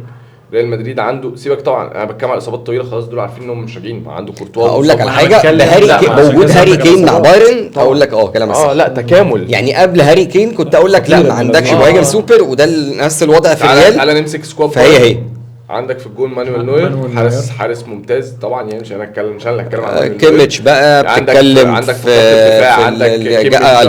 الفونسو ديفيز، بتتكلم في ماتيز ديليخت وعندك، وحتى لما نصير مزراوي ما بيلعبش بيلعب لايمار، بتشتغل قشطه ما بتقولش لا. نص الملعب عندك كيميتش وجوريتسكا ومين تاني موجود عندكم؟ يعني كيميتش وجوريتسكا جامدين جدا. حط معاهم مولر يا باشا، سيبك من مولر. عندك وموسيالا، جمال موسيالا ساني وسيرجي نابري ولا فطاح وهاري كين. حتى لسه كنت هقول لك ماتي ستيل حتى ما ينزل من على الدكه لعيب خطير يعني. عشان كده بقول لك فرقه متكامله. وكين طبعا كده مفيش كلام على هاري كين. القطعه اللي كانت ناقصه عرفوا يخطفوها، ياخدوها. خلي بالك قطعه ناقصه في فرق كتيره قوي. يعني فرق كتير قوي كانت تتمنى كان يكمل الكيمستري او المجموعه التوليفه اللي كانت موجوده في فرق كتير قوي. ريال كان يكمل الشكل، مانشستر يونايتد، ارسنال كان يكمل الشكل. ارسنال خلي بالك انا مش فاهم المهاجمين اللي موجودين دول نصابين يعني، مش مهاجمين يعني. طبعا. مين تاني؟ ليفربول خلي بالك نفس القصه. ومانشستر يونايتد لا يا عم، ارسنال كان يونايتد محتاج فرقه مش محتاج. ارسنال كان معاه مهاجم من نوعيه هاري كين، كان اخذ الدوري. والله كان اخذ الدوري. كنت هقول لك ارسنال هياخد الدوري مرتاح والله. طبعا. طيب خلينا نتكلم على دورتموند وبي اس في ايندهوفن. دورتموند عملت بي اس في ايندهوفن ضعيف جدا جدا يعني. لا مواجهه محسومه دورتموند. ولا دورتموند بقى اتفاجئك بانه بغض النظر عن الصوره اللي عارف المفاجآت المحبطه بتاعت دورتموند المعتاده، لكن انا بقول لك لا بي اس في فرقه عاديه واقل من العاديه كمان. مجموعه ارسنال كانت مجموعه سهله جدا صح يعني. لانس لا مجموعه يوروبا ليج فعلا يعني. فبتتكلم في ايندهوفن سيفيا واقعين ما حصلش قبل كده، وكانه يعني كان بيحاول يتدحلب لليوروبا ليج دي وفشل. فهو لا مجموعه ارسنال كانت مجموعه ضعيفه. انا مش فاهم بي اس في ايندهوفن لا مش هيعمل حاجه مع دورتموند تماما، ده توقع يعني. كويس اسمه باكايوكو يعني. باكايوكو كويس قوي فعلا صح. كان كذا حد مشجعين ارسنال وقت الماتش كان بيقول لك الواد ده ما نجيبوش ليه وبتاع الفكره. كويس قوي. مشجعين اي ماتش مثلا بيبقى ضد فرقه تلاقي لعيب عمل طارق ستيل الواد ده ما نجيبوش ليه. ليفربول من الفرق اللي بتتفاوض معاه عموما يعني، وفي كذا فريق في البريمير ليج بيتفاوض مع باكايوكو ده يعني.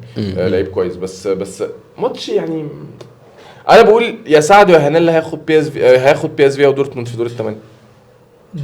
اوكي. الكسبان من الماتش ده حتى مع الظهر بيه دورتموند في الشامبيونز. دورتموند بالنسبه لي وحشين في الدوري، وده باين وواضح ان هم وحشين في الدوري، ورهانهم على ان ملعبهم دايما متعب. السيجنال في النوك اوت متعب. ده مش رهان دايما هيكسب معاك قدام فرق اللي هم بتوع دور الثمانيه. الفطاحل بتوع دور الثمانيه لا دول مش هياكل معاهم الكلام ده. وحتى هو في اخر ماتش قدام باريس كان بيعاني. طبعا لا خط باشا في كورتين في العرض. لا كورتين في العرض. ايه ده؟ في 3-4 انفرادات. باريس بيستهبلوا. باريس بيستهبلوا. ده باريس ده فريق بيستهبل. انا عشان كده بقول على هو دورتموند كان بيلعب ضامن يعني. هو دورتموند كان ضامن الصعود. كان ضامن الصعود. فكان الجيم كان ما فيهوش بقى حسابات اللي انا لا انا بموت نفسي على الثلاث نقط يعني. والله العظيم عشان كده بقول باريس ده وضيع جدا، انك مش عارف تكسب دورتموند بحاله دورتموند دي، ودورتموند صاعد بيلعب ايزي جيم جدا وانت مش عارف تجي. لا بي اس جي كان وحش. بي اس جي على انا بقول لك على حاجه، بي اس جي جامل طبعا يعني. مش ان نقطه التحول في المجموعه دي ضرب الجزاء ليفرامنتو كانت يا باشا كانت زودت نيوكاسل نقطتين طبعا. كان لعب على التعادل في ماتش ميلان، وبقى بي اس جي مطالب يكسب دورتموند، كانت هتلعبك الدنيا طبعا. انما لا بينالتي بيني وبينك كوميديا ما تحسبش يعني خبطت في بطن ليفرامنتو وردت في ايده، لا ما تحسبش يعني. دورتموند اقرب بس قاسي قوي يعني. بس كده مش هيكمل يعني. دي وجهه نظري. طيب بما ان احنا في المانيا خدنا بايرن في دورتموند، ناخد لايبزيج اللي وقع مع ريال مدريد. اقلب اللي بعده ريال مدريد. ايه يا باشا اللي بعده بتتكلم في ايه يا باشا؟ انت بتهرج يا باشا. ده جاي بيضيع وقتنا ده يا باشا. شايف الشكل بقى عامل ازاي ولا ايه؟ شكل مين؟ انشيلوتي. انشيلوتي ماشي ده بقى حبيبي، عايز اقول لك دلوقتي. حبيبي يا عم انشيلوتي. ما تزعلش يا انشيلوتي مني. مانشستر سيتي كوبنهاجن. عارف انت مش انت كان بيقولك هل هتعتذر لتشيلسي؟ انا هعتذر لانشيلوتي، انا بعتذر لك يا انشيلوتي من هنا اهو. ماشي مانشستر سيتي كوبنهاجن. انا بس عايز اقول حاجه على انشيلوتي بس قبل، عشان بس ندي الراجل حاجه، عشان فشخته في حياته كتير، انا بهدلته كتير يعني. الراجل ده بيعمل عظمه دلوقتي بقى بيعمل عظمه. لا بس هو بجد بس اقول لك على حاجه، لا مش لوحده. انت بتشجع ريال بعد ليفربول ولا بتتكلم كده عامه يعني؟ لا انا ما شفتش بجاحه في حياتي قد جماهير ريال مدريد دي يا باشا. ابقى مدرب مكسبه يا تشامبيونز، انت في اسوأ حالتك وبتاخد تشامبيونز. بس عشان الفرقه كانت، لا بس عايز الحق، معلش هو ده اللي احنا انا في النهايه بقول لك، انا لو خدت تشامبيونز هيجي لي جلطه مش هكمل خلاص. ايوه يا عشان ده ريال مدريد ماشي. طيب في فرق بين ريال مدريد وارسنال مع كامل احترامي، مش بس ارسنال وليفربول، اي حد لا انت جاي غيظني بقى يا باشا، او مين اللي جاي تغيظني؟ لا انا قصدي اي حد مع ريال مدريد مع كامل احترامي في الشامبيونز ليج، احنا بنتكلم في فرق. ايوه بس بجاحه ان انا مدرب يبقى مكسبني 3 تشامبيونز واتكلم. عشان هقول لك ليه. انا عارف ان شكل الريال بالنسبه لك لا ايه مشكلتك؟ السنه اللي فاتت هقول مش بشكل انا شخصيا، انا سيتي ولا مدريد يعني بشجعه بعد ليفربول يعني، بس بكتير يعني مش حاجه بموت. ريال مدريد من الفرق. الماتش سيتي السنه اللي فاتت كان ألم جامد طبعا. واقول لك على حاجه، جمهور ريال مدريد انت السنه اللي قبلها انت لو الماتش اتلعب 80 مره مش هتعدي منه. ماشي. انت كان عندك نسبه لك مش طبيعيه، مش طبيعيه. انت كنت ولا عداك في الماتشين. بس ستيل الفرقه كان فيها بعض العناصر اللي السنه اللي فاتت. لقطه فينيسيوس جونيور وهو رايح لكارلو انشيلوتي بيتكلم معاه، بيقول له فيما معناه احنا مش عارفين نعمل حاجه، وبيشاور له بيتخانقوا، مش بيتخانقوا يعني اللي هم بيتكلموا مع بعض. لا كان موقف سيء جدا ان ريال مدريد يطلع خسران 4-0 بس. لما تقول ريال مدريد خسر 4-0 بس من سيتي، مش حاجه، لا مش حاجه عاديه، كارثه. دي حاجه. تاني حاجه ريال مدريد السنه اللي فاتت لا كانت فرقه وحشه، فرقه كانت وحشه جدا. السنه دي ريال مدريد بالمناسبه ابتدى وحش، وانا كنت بطلع حتى ريال مدريد وهو بيكسب وكنت بقول لا الفرقه وحشه. بس حاله التحول هنا اللي حصل، الاصابات تحس انها جت بجميل على كارلو انشيلوتي، او خلت كارلو انشيلوتي يضطر ان هو يفكر، يضطر ان هو يشتغل. ما مش هعمل السهل اللي هو كل مره يلا انزلوا العبوا لعبوكوا يلا يغير يعني. لا انا هضطر ان انا اطلع مخزون خبراتي واطلع يعني اجدد في الستايل بتاعي. فتبتدي الفرقه تتحول من ال 4-4-2 دايموند اللي هم بيلعبوها ل 4-4-2 فلات، فيبتدي يدي حريه لرودريجو، فتبتدي تشوف رودريجو زي ما انت قلت كده، رودريجو بدا يبقى كويس جدا، فتبتدي تشوف ان هو بيدي حريه لبلينجهام وبيلعب بلينجهام حاجه ما شاء الله مرعبه يعني. لا انت بتتكلم على لعيب. طب هسالكوا سؤال، لو انا بقول 3 انجح صفقات في الميركاتو اللي فات ده كله في التوب 5 ليجز يعني، مش بس في البريمير ليج ولا في الليجا، لا في كله، في 5 الدوريات ال5 الكبرى يعني، تقول مين؟ 1 بلينجهام، 2 هاري كين، يعني دول اول 2 هيجوا في دماغي. 3 سابوسلاي يعني يجي بس مش قوي يعني، مش بس بلينجهام وهاري كين باي فار. في حد ثاني في دماغك؟ في واحد نمره يعني ديكلان رايس طبعا. طبعا ديكلان رايس بالامانه الشديده اللي بشوف اللي ديكلان رايس بيعمله مع ارسنال يجي بعد بلينجهام. لا وكان اقول لك على حاجه، كنت احط معاهم ماديسون لولا اصابه ماديسون. صح. واصابات ماديسون دي حاجه معتاده يعني، مش مفاجاه يعني. حتى كان الكل مراهن ان هيجي في الجوله الثامنه التاسعه هتلاقي ماديسون خلع اصابه 3 شهور، ده العادي بتاعه، لعيب انجري برون جدا، ودي من اكبر مشاكله اللي في الفرق الكبيره ما ساعدش ان هي تجيبه يعني. انما ماديسون لو كان كمل بالليفل اللي هو كان ماشي بيه مع توتنهام، لا انا بشوف ان هو كان يبقى من احسن 5 صفقات يعني. لما ديكلان رايس، لا الامباكت بتاع ديكلان رايس خلى ارسنال فرقه كلحه. ديكلان رايس اللي بيعمله في وجود اوديجارد وهافرتز، الاثنين ما يعني لعيبه مهامهم الدفاعيه مش هي الاساس يعني، الاثنين طابعهم الهجومي اكتر من الطابع الدفاعي، فاللي هو بيخلي شكل ارسنال بالشكل ده في الماتشات اللي بره مع الباك اللي انت كنت بتعاني فيها بشكل مش طبيعي. اي ماتش فيزيكال، اي ماتش فيه ضرب، ارسنال كان بيتاكل. انما وجود ديكلان رايس، ومش بس كده، انت مكسبني ماتش يونايتد في 90 بلس، ومكسبني ماتش لوتن والدنيا مقفوله في موقفين متنوعين، واحده بدماغي واحده برجلي، فلا لعيب سوبر. ده ياخد وقت كمان، بس في حته ان هو يشوط من بره مش ماشيه معاه قوي، لكن هو عنده الحته دي. اتفق ان ديكلان رايس هو لا تاثيره مش طبيعي، بس ستيل بلينجهام بعيد قوي، بعيد عن كله. هقول لك على حاجه، اللعيب طالما مساهمات تهديفيه ده تمنك بيبقى اعلى بكتير قوي. في 20 جول وهو لعيب نص ملعب. خلي بالك بلينجهام عنده ارقام خرافيه. بلينجهام هو اكتر لاعب في اوروبا عمل استخلاص للكوره. هو سيبك بقى من الاجوان، هو بيمارس ادواره كلاعب نص ملعب بشكل رهيب. صح. ماشي. بلينجهام اتفرج على الجون اللي جابه ريال مدريد في ماتش فيا ريال الاولاني. بلينجهام لعب الكوره كروس فتح قلب الملعب خالص ليه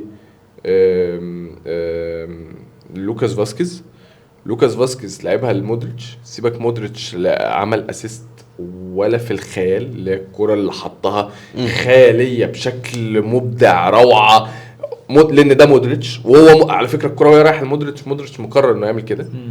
مين رايح جوه البوكس؟ بلينجهام اللي نال الكرة من عند نص الملعب. لان اي لاعب بتاع نص ملعب طبيعي يبقى بدماغه اعتقد. لا وعامل فينش بدماغه. وانا بتفرج عليه بقول ده زلاتان. دي نطت زلاتان بفدرة صدر زلاتان بالهيد بتاع زلاتان. ماشي. لا هو انسجامه ومساهمته مع ريال مدريد مفاجاه، وراكب على يعني ما حدش كان يتخيل ان هو يبقى بس هل الفضل ده يرجع لانشيلوتي؟ طب طبعا. ما انا عشان كده على فكره وقفت ورجعت قلت لك لا انا عايز اتكلم ليه بقى. لان لعيب لما يعمل لعيب نص الملعب لما يعمل ده، اي لعيب نص ملعب لما هيفتح الملعب واي لعيب نص ملعب لما هيفتح الملعب بالشكل ده اراهنك هيقف مش هيتحرك. لا ده اخد سبرنت، هو عارف انا رايح فين، انا رايح جوه البوكس وراح وقام زي المدافع زقه كده خفيفه عشان يعدي الحته دي شويه. صلاح ما بتكلم على ليفل مختلف، لكن صلاح من اللعيبه اللي هتلاقيه مش هيباص ويقف. ايوه بس صلاح ده دوره، معاك ده المين رول بتاعك. انت دورك انك لازم تكمل في الحته الهجوميه، لكن ده اصلا لعيب المفروض على الورق لعيب نص ملعب. مش كل الوينجات بتعمل ده، يعني في وينج تلاقيه برضه بيعمل معاك. لا انا بكلمك على صلاح. يعني انا بدخلك صلاح معاه في الحته دي، ببين لك قيمه والفاليو بتاع صلاح، ان انت حته ان انا بشم الجون. صلاح خلي بالك السنه دي نسخه مختلفه تماما. يعني صلاح حتى كنت بتكلم معاك قبل ما نطلع اللايف، انا شايفه مش ممتع تماما. مش صلاح دلوقتي كدريبلينج 1 على 1 ما بيعملش الكلام ده، مش ممتع. لكن صلاح زي رونالدو اكيد اتكلمت في ده مليون مره، ان هو حول البروفايل بتاعه لحته مختلفه تماما. صلاح كنت بتكلم مع كذا حد في جهاز المنتخب في الناس المحللين اداء والكلام ده كله، فقال لي هو بقى عنده حته مش طبيعيه، هو بيشوف الجيم بشكل مختلف عنك. انت ممكن تبقى شايف ان جوانه في جون في برايتن اللي حطها ازاي، كرة نزلت مش عارف ماتش ويست هام ايه، كلها جوان اي لعيب يجيبها، جوان عاديه جدا.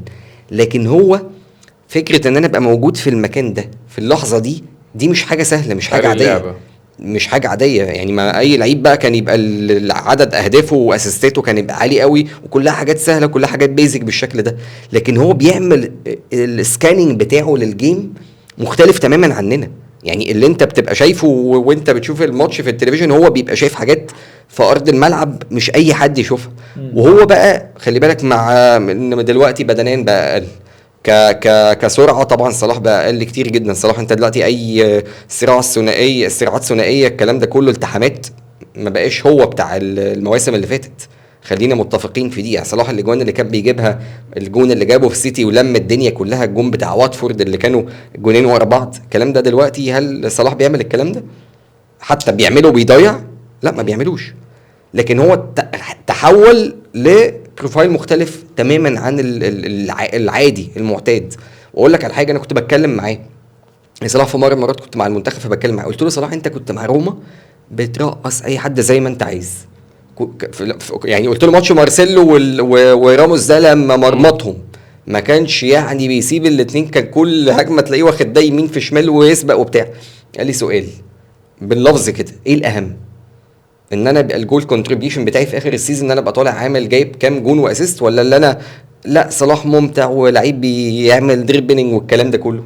فقلت له لا طبعا الاجوان والاسيستات ودي حقيقه يعني هو دي حقيقه فعلا. هو خلي بالك هو عمل يعني هو اكيد الناس كلها عارفه القصه دي ان هو عمل نص ملعب شبيه بملعب الانفيلد في بيته وخلى رامي عباس جاب له مدرب كولومبي يشتغل معاه في الفينيشنج والكلام ده كله وهو اللي فرق معاه في اول سيزون ليفربول.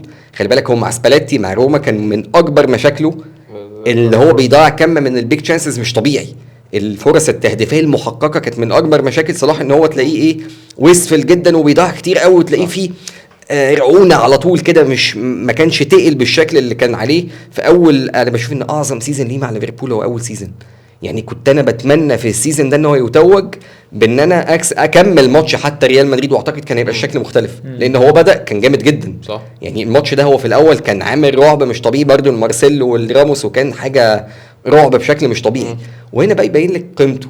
شوف بقى صلاح وهو بيلعب قدام مارسيلو في البيك بتاعه وشوف مارسيلو لما كان جاي لنا هنا بكيرشو بيلعب قدام لعيبه الاهلي.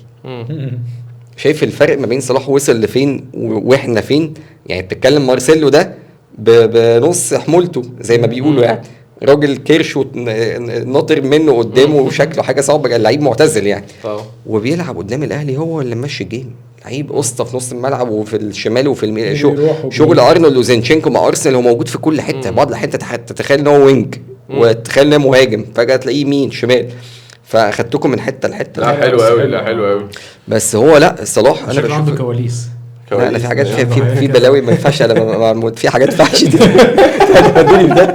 لا في حاجات عادي الواحد بيقولها يعني في حاجات يعني صلاح اقول لك من الحاجات اللي كان بيقولها لي ان في سيزون اللي هو اول سيزون لوكاكو ورونالدو كله راح كان رجع للفرقه اللي هو كان بدأ معاها فلوكاكو كلمه قال له دونت يو وانت تو جو باك هوم مش عايز ترجع تلعب في تشيلسي. كان وقتها ليفربول بادي السيزون وحش قوي وكان تشيلسي اعتقد كان مع توخل كان وقتها توخل اعتقد مع لوكاكو كانوا بادين السيزون حلو قوي وبعد كده الدنيا وقعت فهو كان وقتها ما جددش عقده قبل ما يجدد عقده مع ليفربول. فكنت بقول له يعني وكذا حد كان قاعد بيتكلم معايا قال له مش عقل ما ينفعش ان انا ابقى بعد اللي عملته في ليفربول انت في انجلترا تخسر كل حاجه ان انت تمشي من ليفربول تروح تشيلسي ده مش اوبشن يعني. بس هو بكلمك على ان لوكاكو كان بيقول له يعني خلاص السيزون اللي فيه كل اللعيبه رجعوا انديتهم اللي هم بداوا فيها وانت بدات في البريمير ليج في تشيلسي وانا بدات في تشيلسي ورونالدو بدا في يونايتد فانت يعني تعالى بيتك يعني. لا يلا انهم خلي بالك علاقاته بلعيبه كتير في تشيلسي كانت حلوه طبعا يعني هازارد ده من اللعيبه اللي هم علاقاتهم ببعض بعد الماتشات بعد الماتشات بيبان جدا الحته دي يعني. بس لا حلو يعني شويه شد هليس حلو انا بحب الحاجات الوثائقيه. اقول لك بقى المعلومه كوميديه جدا ادي لك ان تتخيل ان ليفربول كان حاطط عينه على مين. المعلومه دي اعتقد اتقالت. استنى نخمن لعيب بيلعب في الاهلي وما اتاخدش في قائمه كاس عالم انديه. صلاح محسن. والله العظيم زي ما بقول لك كده انا كنت متخيل ان هي معلومه ضحك يعني او حاجه حد بيقولها بينكت يعني. لا راقبوه شافوه شويه وقال لك لا ده كان منتاليتي ما ينفعش معانا تماما. المعلومه دي مؤكده 100% والله زي ما بقول لك كده. انا فكره اشتغال يعني ماليش في جو الاخبار والحاجات الاكسكلوزيف بقى انا يعني بقول لكم كده اصل كنت فكره اشتغال فعلا يعني مفاجاه لا مش طبيعيه يعني انت لكن هو قال لك لا عقليته مش بنتكلم كامكانيات لعيب هو كامكانيات وعنده وفهم الشورت سبرنت بتاعه بيسبق اللعيبه اللي قدامه في المساحات الضيقه حلوه قوي ولعيب هجام وبيلعب بدماغه كويس وهداف وكان بادي اول ما بدا طلع من ام بي يعني انا مش من الفانز بتوعه يعني لكن انا بقول لك كان بادي بدايته كانت حلوه لكن بقى شوف الدماغ بتاعت ازاي. طيب تعالوا نروح للمباراه الاخيره. خش يا باشا خش على طول اتكلم احكي لنا على كل حاجه انت نفسك تحكيها على برشلونه نابولي يعني. يلا احكي بقى زي ما انت عايز معاك استنى ايه ده في صلى على النبي. لا مفيش حاجه يعني غني يا مني. بص يعني خدت الوسط عارف انت ما يبقى فيه البعبع في 2 بعبع كده برشلونه اسمه ايه ده باريس انتر بعدت عنهم حلو. كان في التحت كوبنهاجن بي اس في بعدت عنهم فجت في الها يعني وكان معهم شويه لاتسيو برضو بس يعني ها. انت كنت خايف من لاتسيو؟ لا كنت مقلق من تصريح ساري لما قال لك هاتلنا برشلونه ما احنا بقينا بقت ملطشه. فبتتكلم على برشلونه انه احنا لسه الماتشات هتلعب في شهر 2 فالله اعلم مستوى الفرقه يبقى عامل ازاي مع صفقات ممكن حد يجي في الشتاء ولا لا خاصه في نص الملعب مع فيتور روكي. التفاصيل بالوقت الحالي لا شكل الفرقه ما يطمنش خلينا نكون صراحه. هتيجي تقول لي عارف اللي انت هتقوله، نابولي ومش احسن حاجه وبيخسروا وفي الدوري مش عارف ايه، كل ده جميل. لك ان تتخيل دفاعي حاليا بواحد زي اوسمن وكفاراتسخيليا، في مشكله. ايوه بس عندك اكيد اللعيبه اللي تقدر تحسم، يعني حتى لو هتلبس جون انت تعرف تجيب 2 3. خلي بالك برشلونه عندك مشكله كمان كصناعه فرص، هو بيصنع بس ما بيترجمش. لا ده مسجل اقل من الاكس جي بتاعه ب7 اجوان طبعا. فهو انت عندك مشكله. انا بشوف ان ليفاندوسكي هو السنه دي مش لا انا شفت كمان من كام يوم كده صفقه في شينك الحقيقه لا يعتبر مش لعيب توب. انا بحسه مجتهد والله انا بحسه مجتهد. في وقت من الاوقات في ارسنال لان كان في كلام ارسنال تشيلسي برشلونه، فانا كنت بتمناه يعني. يوم على ليدز يونايتد كان لعيب جامد جدا، لكن هو مش لعيب ان انت تحس ان هو بس على فكره مش مقياس، هو ممكن يجي معاك ينفجر عكس برشلونه. معاك طبعا مش شرط، لان هو لعب بريمير ليج وتعود على اجواء بريمير ليج، فمش شرط ان هو كان يبقى مش في احسن حالاته. هو كان يفيدك. هي الفكره زي ما قال ايمن، هو الخط الهجوم فيه مشاكل كبيره جدا. وزي ما بيتقال من يومين كده قال لك في الصحافه الاسبانيه انه روبرت ليفاندوفسكي اصبح تقريبا شبه منفتح على ان هو ممكن يمشي. يعني ممكن يتقال له بعد الموسم بالسلامه، يعني عادي جدا. هو اللي منفتح انه يمشي ولا برشلونه يمشيه؟ تفرق انه برشلونه عايزه تمشيه، فهو منفتح على الخيار ده. هو فاهم، هو حاسس على دمه يعني. هو يبي يتقال جوه الصحافه يعني، الله اعلم من صحه الكلام. لكن مستوى الفرقه وحش. مستوى الفرقه انا شايف بنسبه 80% انت ضاع منك المنافسه على الدوري الاسباني بالمنظر ده. لكن وقلت هنا وقلتها حتى في اول الحلقه وقلتها عندي في التشانل برضو، فكره بدري بيتصاب كتير وهيتصاب كتير. واقول لك على مشكله مش عارف تتفق معايا ولا لا، ان انا ما عنديش ديستروير، انا بلعب. ما هي دي بقى الفكره. كستة لا مش لعيب توب. ده اللي اتكلم عليه بقى اخوان لابورتا، بيلعب في ساوثهامبتون بالظبط. اجيبه برشلونه ويبقى ده اللعيب الوحيد في المكان ده، وانا مشيت فرانك مع انه بدا كويس، بدا حلو جدا. وقلت ده احنا هنعوضه وبتاع، بس كده في ليفربول لما يبقى عندك اندو هو مش لعيب. لا هو مش لعيب توب، مش كواليتي عالي طبعا. انت شفته قدام، انت شفت اسمه ايه ده، اوري روميو قدام انتورب البلجيكي، جونين هو المتسبب فيهم صراحه.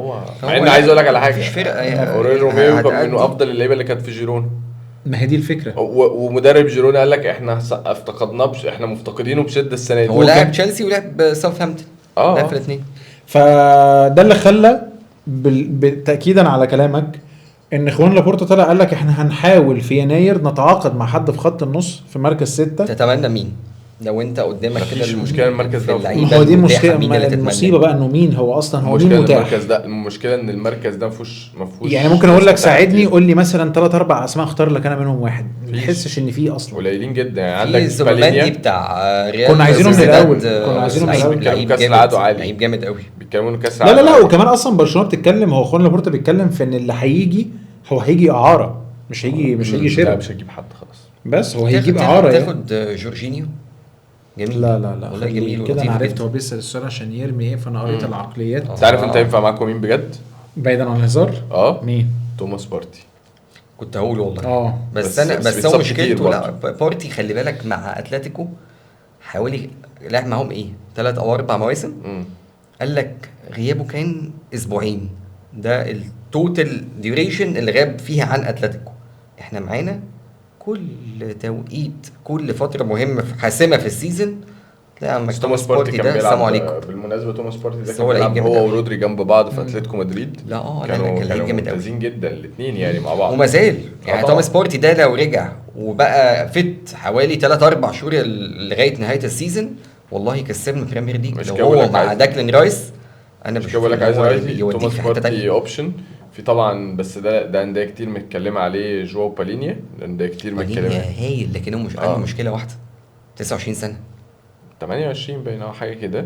بس مش لعيب ناشئ او لعيب شاب، بس انت بتتكلم في 29 سنه 24 بس انا رحت جبت جوندوجان وهو عنده 32 ولا ماشي. بس برضه ما انا مش هينفع ان انا كل الافريج ايج بتاعي كله عالي لا انا محتاج ان انا برضه اجدد شويه. لعيب ممتاز، بس طبعا في انديه كتير، بايرن بنتكلم عليه، ليفربول بيتكلم عليه، ارسنال بيتكلم عليه بالمناسبه، تشيلسي بيتكلم عليه، مش عارف ليه اصلا بيتكلم عليه، عنده اصلا روميو لافيا لسه ما لعبش يعني دول بيهرجوا يعني ما اعرفش بيتكلموا عليه ليه يعني بأمارة، لا يعني مش عارف بأمارة ايه بيتكلموا على لعيب رقم 6 تاني، يعني عنده كايسيدو وعنده روميو لافيا، مش ولا هو اي حاجه يلا رز باشا كتر. لا طالما بلاش كتر بس، لكن في النهايه مبروك يا عم دور الثمانية. اتمنى الف مبروك والله اتمنى، بس لما نيجي شهر 2 بقى نشوف دور الثمانية بقى.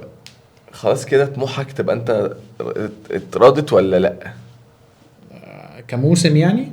لا طبعا لا طبعا. انت كنت قايل قبل كده دور الثمانية. لا انا بتكلم بس كان ايه ده انت قلت قبل كده دور الثمانية. دور الثمانية في مقابل ايه الناحية الثانية؟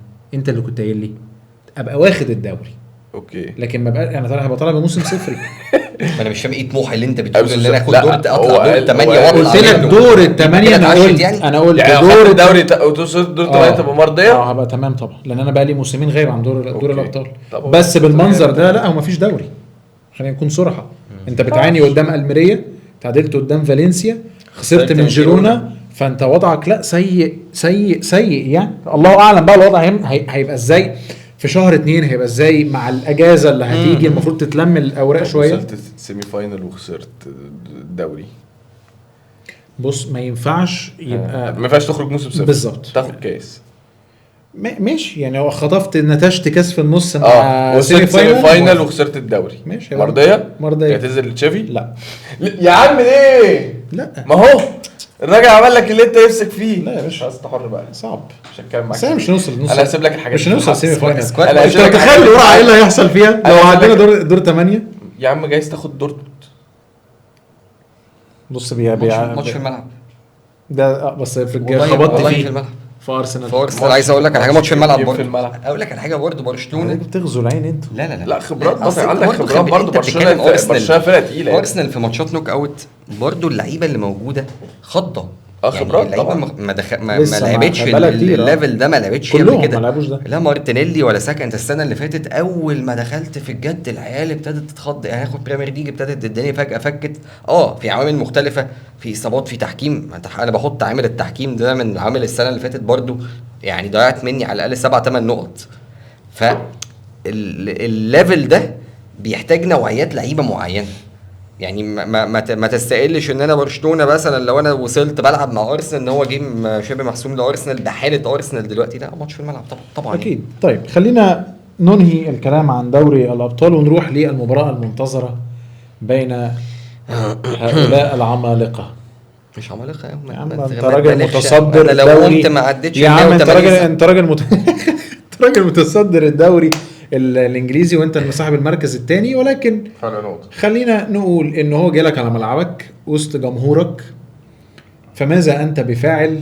هناخد منك كلام على الماتش واخد منه كلام على الماتش، نعمل كومباين تيم. طب ما تاخد منه باعتبار لا يا باشا ياخد ضيف وانا ضيف وانا قلت انه يا باشا ضيف. هتعمل ايه في المباراه دي وازاي تكسب؟ جحيم الانفيلد هو جحيم ايا كان حاله ليفربول ايه. ملعب الانفيلد واحد من اصعب الملاعب اللي في العالم اللي انت ممكن تلعب عليها.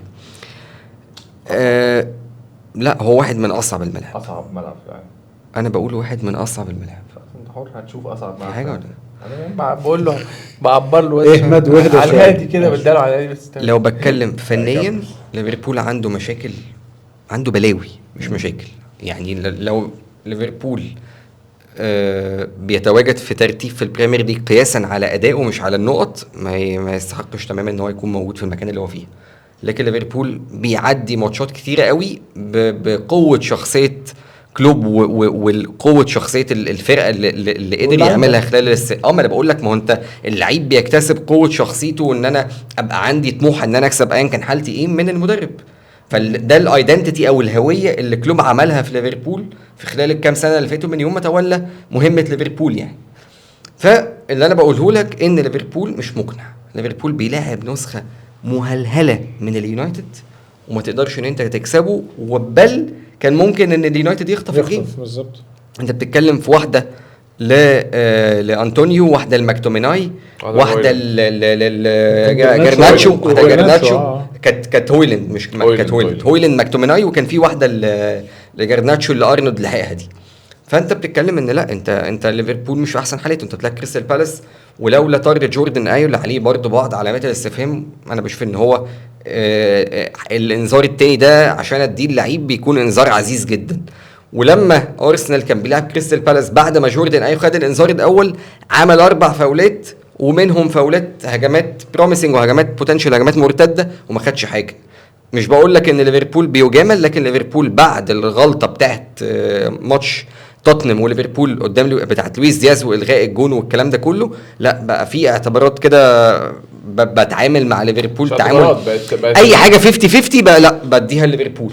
يعني كان في بينالتي في ماتش شيفيلد فيها شك بتاع زق على كوناتي، قلت لك على الجون بتاع ارنولد الرابع في فولهام، سيميكاس طالع راكب فوق كوردوفا ريد. كنا بنتكلم جوه قلت لك يعني الحاجات دي ما بتحسبش في البريمير ليج بالمزاج. لا والله مش لا يعني ما بتتحسبش في اغلب الاحيان. والله انا مش بقول لك عشان مش بقى حجه التحكيم واللي بعلق شماعته والكلام ده، بس اللي ارسنال بيشوفه من التحكيم يعني انت يمكن الناس تاخد بالها شويه، عشان انت كنت بالسنه اللي فاتت بتنافس سيتي، فابتدت العين تبقى عليك، ماتشاتك بقى فيها شويه متعه. يعني ماتش بورنموث ده اللي انت كان ليك 5 بينالتي فيه، فاكر الماتش ده كان ماتش هاندبول، حاجه ما شفتهاش في حياتي. ماتش استون فيلا شفت البينالتي بتاعت خيسوس، مفيش 2 يختلفوا عليه. شفتوها ولا شفتوش؟ اللي انا خيسوس حاطط رجله ودوجلاس لويز شايتها من تحت، ما فيهاش كلام.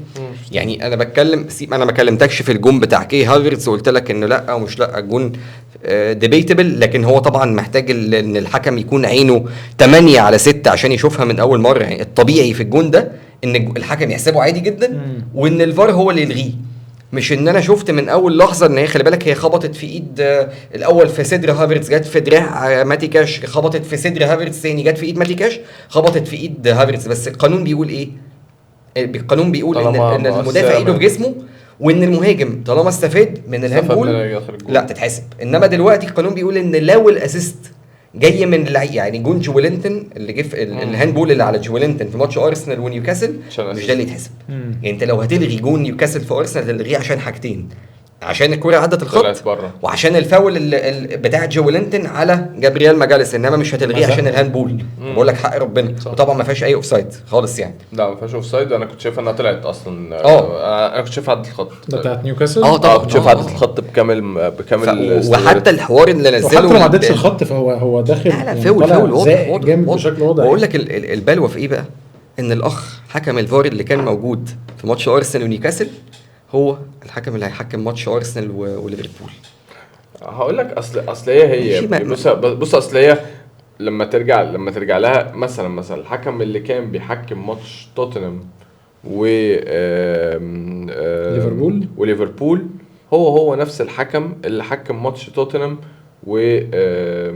سيتي، صح؟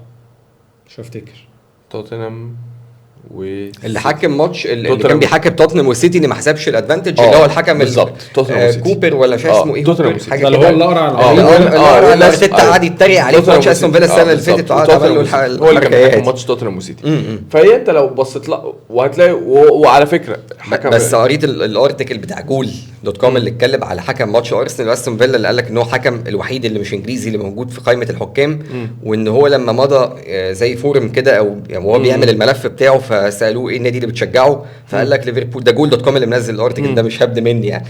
فقال لك النادي اللي بشجعه كان ليفربول. فقالوا له طب انت ايه مش هتحكم ماتشات ليفربول تماما؟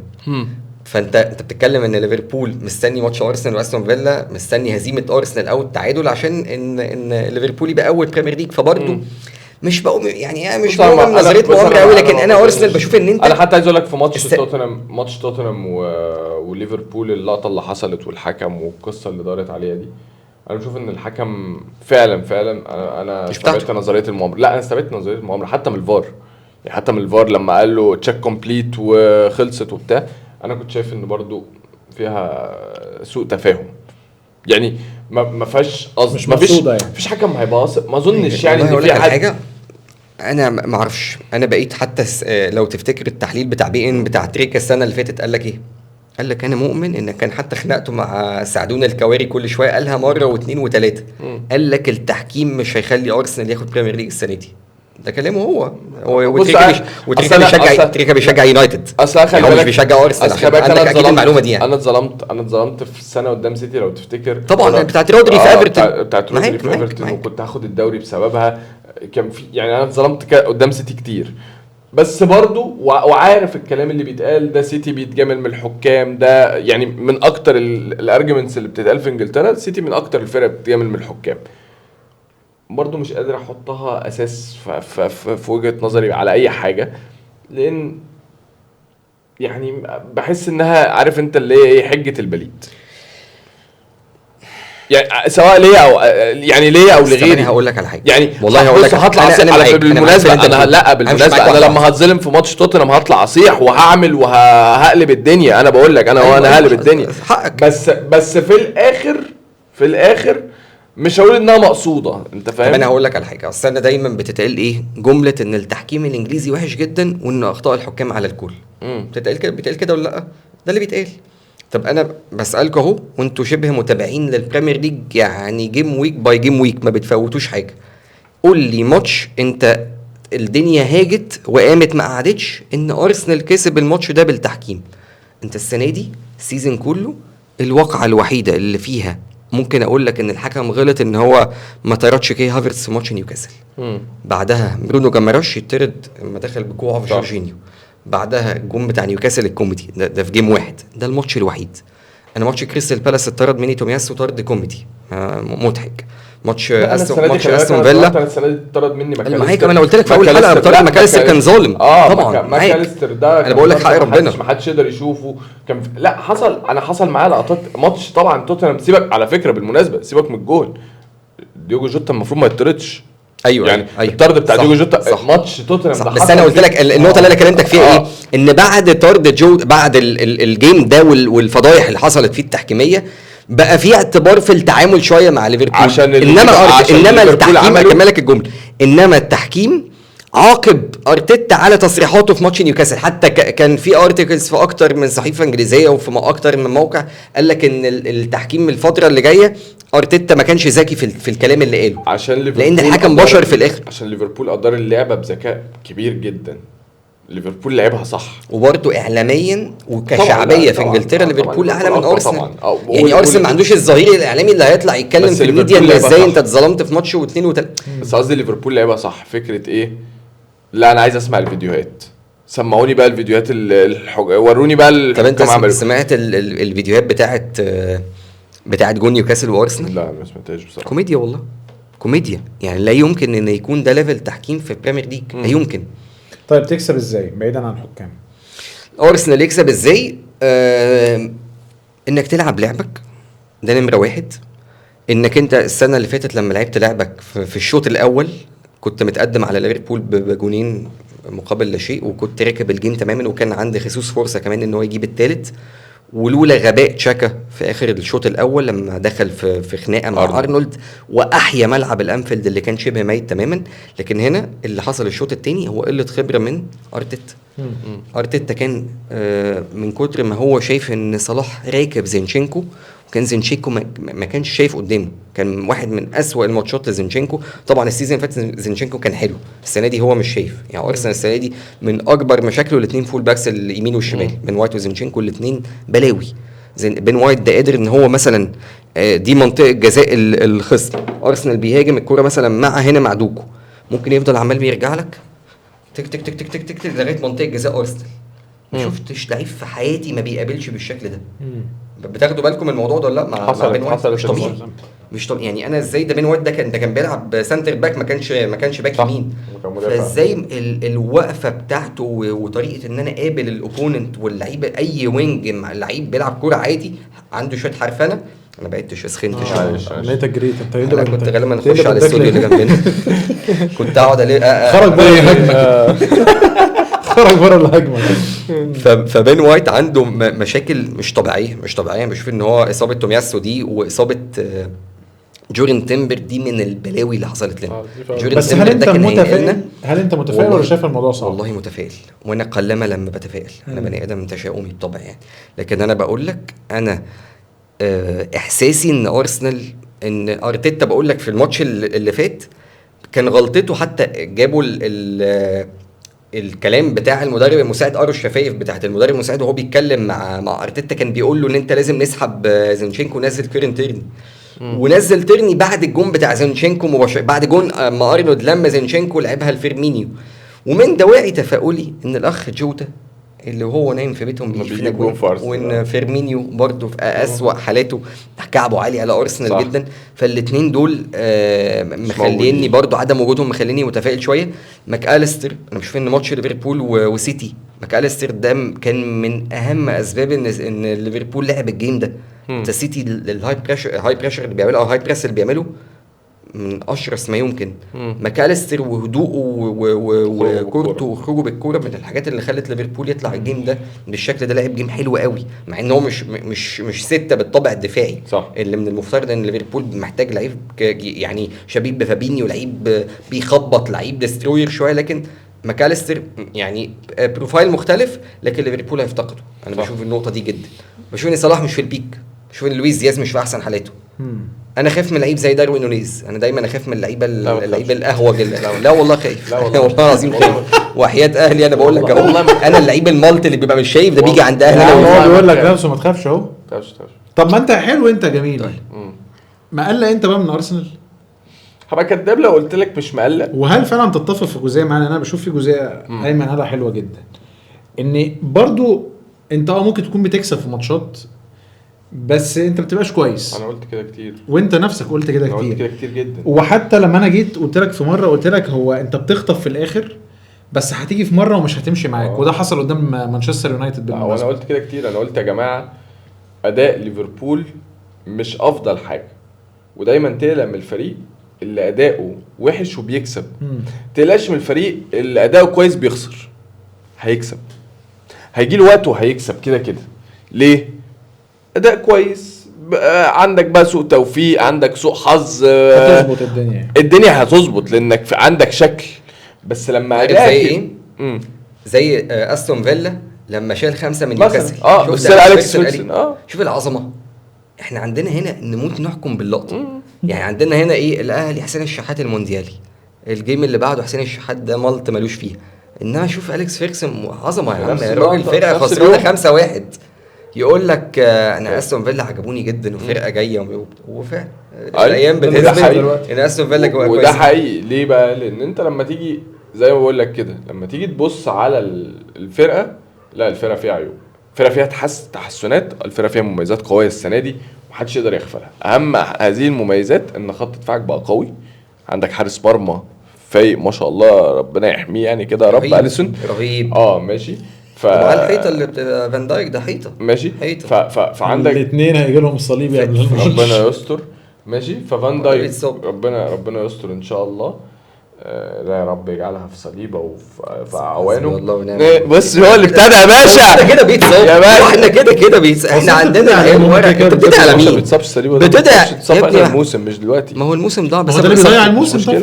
ما هو ده التوقيت اللي بيضيع فيه. لا انا عايزه يتصاب بكره وبعد كده بيحلها حلال لاخر الموسم. طيب هتعرف تكسب ولا الموضوع هيبقى صعب؟ لا ما انا هقول لك. رهاني على ايه؟ رهاني على ان انت زي ما بقول لك دفاعك قوي. ليفربول في انفيلد قوي. هتقول لي مانشستر خطف منك نقطتين في انفيلد، اقول لك ماشي تمام، ده اول تعادل. ايه خطف ان هو يعني ضيع منك ضيع مني نقطتين، فاقول لك تمام. مانشستر في الاول في الاخر، ليفربول مانشستر يونايتد في الاول في الاخر، حتى مع اختلاف مستوى مانشستر يونايتد ده ديربي انجلترا. ده كلاسيكو انجلترا. بس ضيعت من ايدك الفوز. سيبك من ضيعت من ايدي الفوز، يقول لك ان حساباته مختلفه، ما يبقاش في يعني زي الاهلي والزمالك. يعني الاهلي والزمالك لو الاهلي الاول والزمالك العاشر، هو ماتش صعب دايما وماتش دايما في حسابات. لا مش ما انا بقول يعني قصدي ان ايه، دايما الماتش ده فيه حسابات. برشلونه وريال مدريد هو كلاسيكو، فيه حسابات بقى. حتى لو برشلونه السنه اللي فاتت لو تفتكر مع تشافي كان في المركز الكام وريال مدريد في الكام وقدر ان هو يكسب 4. يعني هي دي الفكره بتاعه ماتش مانشستر وليفربول، عشان كده مش هقدر اخدها في حساباتي. ماتش دايما متنشن. ماتش ارسنال مش دايما متنشن التنشنه دي. يمكن ارتيتا بدا اللي في اخر فتراته، معرفش ليه ارتيتا مصمم ان هو يتنشن الماتش. وعلى فكره بتيجي على دماغ ارتيتا، يعني هي ما بتجيش على دماغ كلوب، صح، هي بتيجي على دماغ ارتيتا. هو كل مره السنه اللي قبل اللي فاتت في الماتش بالظبط نفس القصه، الدنيا هاديه وارسنال كان عامل جيم حلو عادي جدا واتخانق مع كلوب والدنيا ده كان في ملعبكم بقى، ده كان في ملعبكم بقى، ما كانش في ملعب. لا مش في ملعب، في ملعب الانفيلد، مش اظن في ملعب الانفيلد والله، لما سخن وقال له وشدوا مع بعض وبتاع. ونونو تباريز كنا عاملين الشوط الاول، شوط اول حلو، والشوط الثاني نونو تباريز عمل اسيست لحد جوتا باين، وكسبنا في الاخر. فلا ده في ملعبكم، كنا لابسين التيشيرت كنا لابسين مش فاكر يعني عشان ما افتيش. ما علينا يعني ايا كان. انا بشوف ان ماتش هو 50-50 فعليا.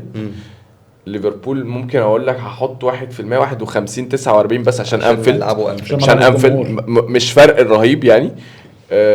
ستيل ارسنال عنده الحلول وعنده الفرقه فايقه. الفكره بس هو هيلعب ازاي، ارسنال هيلعب ازاي وليفربول هيلعب ازاي. هل انت النهارده ارسنال هيقرر انه يلعب بنفس اسلوبه، مش غير حاجه، هيلعب بنفس الطريقه اللي بلعب بيها في ملعب انفيلد، وهي اللي بتتكلم فكره البيلد اب والكلام ده كله، وهضغط وهلعب الكلام ده. خلي بالك من اسباب ان ارتيتا تعاقد مع كي هافرتز حته ان انا اعتمد على الكرات الطويله في وقت من الاوقات، وهو اتعلمها من ماتش سيتي وارسنال.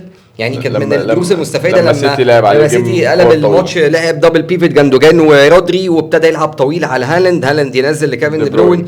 فهو ابتدى يحس ان انا ما ينفعش طول كل الماتشات ان انا العب على بيلد اب. خلي بالك السنه دي ارسنال كبيلد اب وحش قوي. ارسنال طلوعه بالكره من نص ملعبه اقل من السنه اللي فاتت جدا. قصدي هيضغط من اول الملعب، هينزل ضاغط الشكل اللي هيلعب بيه الماتش ولا هيتنازل عن بعض من مبادئه ومن افكاره وهيقتنع ان انا بلعب في انفيلد، ما ينفعش اعمل الفيلم اللي انا بعمله ده في انفيلد، فهتنازل. لان خلي بالك جوارديولا بجلاله قدره بيتنازل عن بعض من افكاره وهو بيلعب ليفربول في انفيلد، صح بجلاله قدره يعني. ماشي، كلوب بجلاله قدره تنازل عن بعض من افكاره وهو بيلعب سيتي في الاتحاد. أيوة. الماتش اللي فات ده طبيعي، فده طبيعي. الواقعيه بتبقى مطلوبه في بعض الاوقات. ارتيتا يعني ما عندوش الواقعيه دي بقى. بحس ان ارتيتا لا، انا هلعب كل الماتشات واحد، نيوكاسل زي سيتي زي ليفربول زي ليستر زي اي حد. ولو ان لا السنه دي بقى في حته واقعيه شويه، ما حسيتش بقى اكلح شويه، بقى في ماتشات انا لا بنزل تحت الكوره وبحاول اقفل. ما حسيتش كده في ماتش استون فيلا، ما حسيتش كده في ماتش نيوكاسل. في وقت انت كنت محتاج تعمل كده ما اتعملش كده. بالعكس ده الفرق هي اللي اجبرتك. ما هو خلي بالك برضو هقول لك على حاجه، يعني نيوكاسل ما صنعش حاجه. يعني نيوكاسل انت لو بتكمبير قبل كده بالسيزون اللي قبل اللي فات، لان السنه اللي قبلها السنه اللي فاتت احنا كسبناهم. لو كان نهايه السيزون في ملعبهم في سان جيمس بارك احنا كسبناهم 2-0. السنه اللي قبلها لما خرجوكم انا بكلمك لا هم كانوا راكبيننا من اول الجيم. انما ماتش ارسنال ونيوكاسل اللي فات ده لا، نيوكاسل ما ضيعش. انا بحس ماتش ارسنال واستون فيلا السيناريو الجيم اختلف ليه؟ لان جون ماجن الجون اللي جابه في الاول ده بعدها حتى استون فيلا ما عملش حاجه. ما هو ده بقى اللي انا بقوله. ضيعش. ايوه الفرق بقى بدات تعمل معاك ايه؟ الفرق بدات تتابع معاك اسلوب لطيف جدا، وده اللي ممكن ليفربول في الغالب هيتابعوا معاك. الفرق بدات تتابع مع ارسنال اسلوب لطيف قوي. باشا انا هحاول اخطف منه جون في الاول، هحاول هلعب بطريقتي وهلعب باسلوبي. استون فيلا انا هلعب باسلوبي اول لما انزل وهحاول اخطف جون. نيوكاسل هلعب باسلوبي وهحاول اخطف جون. هلعب ند مع ارسنال. بس وانس ان جبت جون في ارسنال هقفل. لا بنتهزق. لا ده انا هقلب الجيم كره انجليزيه. تعالى بقى نلعب بقى ارسنال بقى كره انجليزيه اللي هي الكره الطويله وخبط وضرب والكلام ده كله وخبط وبتاع ومش عارف ايه. ونشوف بقى ارسنال انت هتعمل ايه. ارسنال في الجيم الماتشات اللي زي دي بيعطل. ايوه. وبالمناسبه لولا ان لوتن كان عطل. يعني لو لوتن ده فريق تاني غير لوتن كان واجه مشكله، كان ارسنال هيواجه مشكله. ارسنال بيواجه مشكله رهيبه. وبالمناسبه في ماتش تشيلسي بعد ما جاب 2-0 كان يقدر يجيب الثالث. طبعا كنا وحشين قوي الماتش ده. خلي بالك احنا بدأنا سيزون وحش قوي. يعني انا بشوف كواليتي الكرة اللي احنا كنا بنلعبها في اول السيزون كانت وحشه جدا. انت بعد كده ابتديت واحده الدنيا تتحسن شويه، حتى معدل صناعه الفرص وان انت توصل لمرمى الاوبوننت كانت اقل بكتير قوي من السيزون اللي فات. وارقام مارتينيلي اقل، ارقام اوديجارد اقل.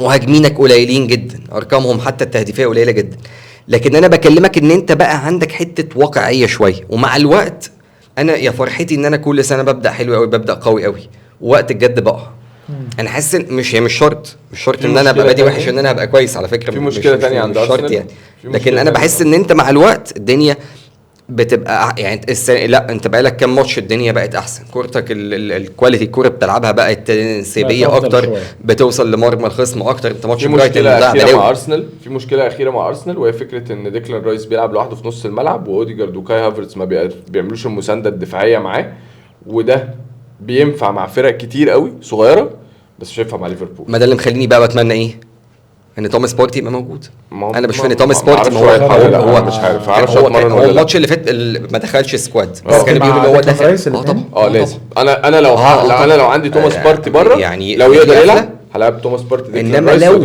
لو لعب بجورجينيو لا هقول حسبي الله ونعم الوكيل فيك يا ارتيتا. والله العظيم جورجينيو ده مأساة. انا بالنسبه لي محمد النني احسن من انا بطمن للنني عن جورجينيو بطء مش طبيعي، دفاعيا وحش قوي. هو كل لعبه الدفاعي على التوقعات ان انا بقرا اللعب، لكن وانس مثلا الانتسيب يعني التدخل بتاعه التايمنج بتاعه ما كانش احسن حاجه، او الانترسبشنز بتاعته ليه ستايل معين. يعني انا مش عشوائيتنا السنه دي ما حدش يتوقعنا والله العظيم من عشوائيتنا. انا عندنا كميه عشوائيه قدام. مين اكتر 2 لعيبه تلعب عليهم في ارسنال، ومين اكتر 2 لعيبه يخوفوك؟ يخوفوه في ارسنال. مين اكتر 2 لعيبه يخوفوني في ارسنال؟ تقول ان دول نقط ضعف، وتقول ان دول لا انا خايف منهم قوي. لا، نقط ضعف عندي بين وايت وزينشينكو، دول نقط ضعف صريحه جدا في ارسنال. اهم 2 لعيبه في ارسنال ديكلان رايس واحد منهم. ديكلان رايس طبعا ده بشكل اساسي. والبقايا تصدق بقى اقول لك على حاجه غريبه جدا. ساكا ما يخوفكش؟ لا مش ساكا، انا مارتينيلي اللي يخوفني ناحيه ارنولد. مارتينيلي مع ليفربول بيعمل ماتشات مش طبيعيه. لا ناحيه ارنولد ما انا بقول لك دايما مارتينيلي حتى في كل الماتشات اللي بيركب ارنولد جامد جدا. الجبهه دي تقليني طبعا. طب كلوب ممكن يعمل الفكره بتاعته ان هو ينقل جوميز يبقى باك يمين ويلعب بارنولد كسته في نص الملعب ولا لا؟ ما اعتقدش مش هيجازف. لا ما اعتقدش. ما يعملش ما يلعبش. انا بقول لك المشكله تلعب عليه. تيجي نعمل الكومبايند. يلا بينا في حراسه المرمى. اليسون. مين ده؟ اليسون على رايه طبعا. مش خايف ليه كده. اليسون طبعا. انا بشوف اليسون اقوى حارس في البريمير ليج، احسن اقوى حارس في العالم والله جامد جدا جدا. باك رايت ارنولد مش بين وايت وحش قوي. ارنولد ماشي. ارنولد. سنتر باك فان دايك صليبه. ولو اني اقول لك على حاجه، مجالس والله اندر ريتد جدا، بس مش فان دايك يعني معاك طبعا. لا ليه وجود فان دايك فما ينفعش احطه، لكن انا بكلمك ان اللي بيعمله مجالس يعني بالنسبه لي بصراحه اهميه على اللي بيعمله صليبه. يعني فان دايك 1، صليبه 2، جابرييل 3، كوناتي 4. اي حد بقى مش فارقه. كوناتي بقى ليفت باك مش هاخد حد من ارض ولا هنا. زينشينكو على سامي كاس طبعا. زينشينكو والله بحس لو روبرتسون موجود كنت خدت روبرتسون طبعا يعني. لكن انا بقول سيميكاس والله بس انا حاسس ان سيميكاس شغال كان كويس. حتى في ماتش مانشستر بالمناسبه كان كويس جدا، ما كانش وحش. كان كويس جدا يعني. طيب سيميكاس ولا زينشينكو؟ انا بقول زينشينكو.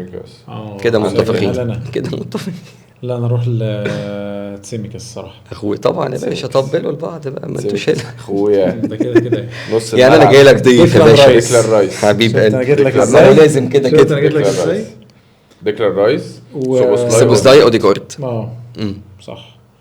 الثلاثي الهجومي صلاح. صعب قوي دي. لا صلاح ولا صلاح طبعا. عايز تقول ساكا انت يا باشا؟ اقول والله لا، انا بكلمك في فورم دلوقتي. صلاح بكلمك فورم السنه اللي فاتت. انا شايف صلاح مارتينيلي. صلاح مارتينيلي. ما هي ما فيش الناحيه الثانيه. مارتينيلي على لويس دياز طبعا. كده مخرقه في الاثنين. انا ولع في الاثنين. اقول لك على حاجه. جابرييل دياز. لا انا اقول لك على حاجه. لا داروين نونيز. امال ايه؟ ولا طب هتاخد مين في الهجوم؟ دي شتيمه عندكم دي ولا؟ هاخد مين في الهجوم؟ خيسوس. والله هاخد خيسوس طبعا على داروين نونيز. طب ما انا العب بصلاح مهاجم والعب بساكا. لا صلاح مارتينيلي ناحيه اليمين. مهاجم وهمي للاسف ما بيلعبش وهمي. هتاخد مين في الهجوم؟ خيسوس طبعا خيسوس على الاقل مهاجم يعني، هو تيم بلاير يعني حتى لو مش بيهدف يعني. ومدرب هذا الفريق هو يورجن كلوب طبعا. ميكيل كلوب. لا كلوب طبعا يعني صح، دي حقيقة. طيب كده اتكلمنا عن دوري الابطال واتكلمنا عن هذه المباراة المنتظرة. هنعرف بقى التوقعات، ولكن لما استاذ ادهم يقول لنا عملنا ايه الاسبوع اللي فات. وبالمناسبة في التوقعات انت هتتوقع نيابة عن مروان. حلو، عايزين بقى فمش محتاج انت فاهم انت هتعمل ايه بقى. انا مش جاي. لا انت فاهم انت هتعمل ايه. امسك يا استاذ ادهم عشان صوتك مش هيوصل. اتفضل. هنبدأ من المركز الثالث. هنقول بس جو جاب 6 نقط بس. طب حلوين انت كنت تحلم قليل قوي. هل في تم التلاعب في النتائج؟ احساسي بيقول كده. ادهم اصلا اول مره يمسك السكور شيت. استرها يا رب. طيب يعني كده مرة اسمه ايه، جو 6 نقط ماشي، ومروان 9 نقط. لا ما تقولش انا جبت 18 نقطة. 11 نقطة. يا لهوي، خبر ابيض. توقع ماتشين صح. ايفرتون اي حاجه هجيلك استنى اشرح لك. ايه ايفرتون وارسنال توقعتهم صح بالنتيجه. الله يكرمك يا عم مارك، الله يكرمك يا عم مارك. كده توتال بقى. التوتال عمر الثالث 115 نقطه شغال. جو الثاني 126 نقطه. اوف نزلت تاني. اوف. مروان الاول 127. لا انت لازم توقعه الاسبوع طيب ده. انا اشرح لك القصه. احنا دلوقتي بنتوقع ماتشات الدوري الانجليزي معاها ماتشات برشلونه او ريال مدريد لما بيلعبوا، ولا بالنتيجه بنقول مين اللي هيكسب ومعاه النتيجه. ولكن هو في تويستايه في القصه. التويستايه اللي في الموضوع هو ان انت مثلا جو قال ليفربول ارسنال 2-1 ليفربول، ما ينفعش تقول انت نفس النتيجه.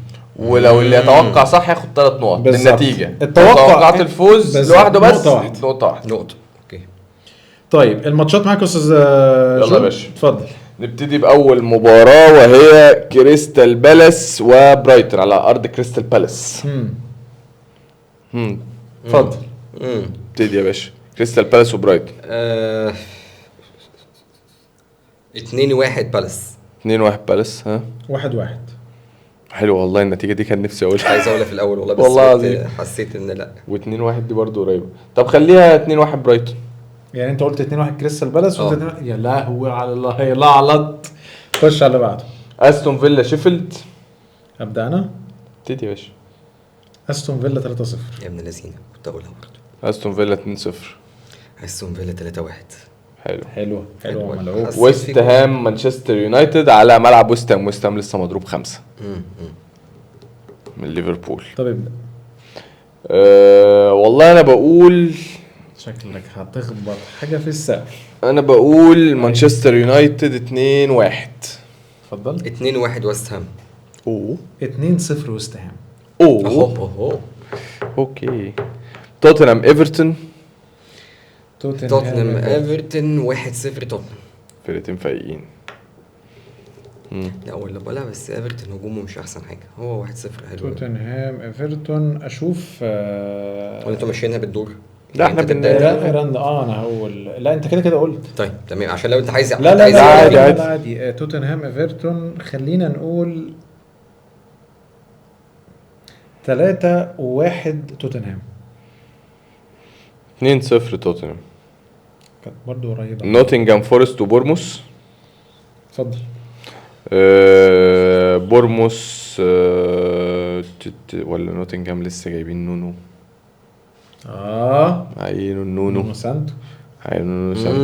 الافتتاحه دي برضو بتبقى جامده. لا بورموس 2-1.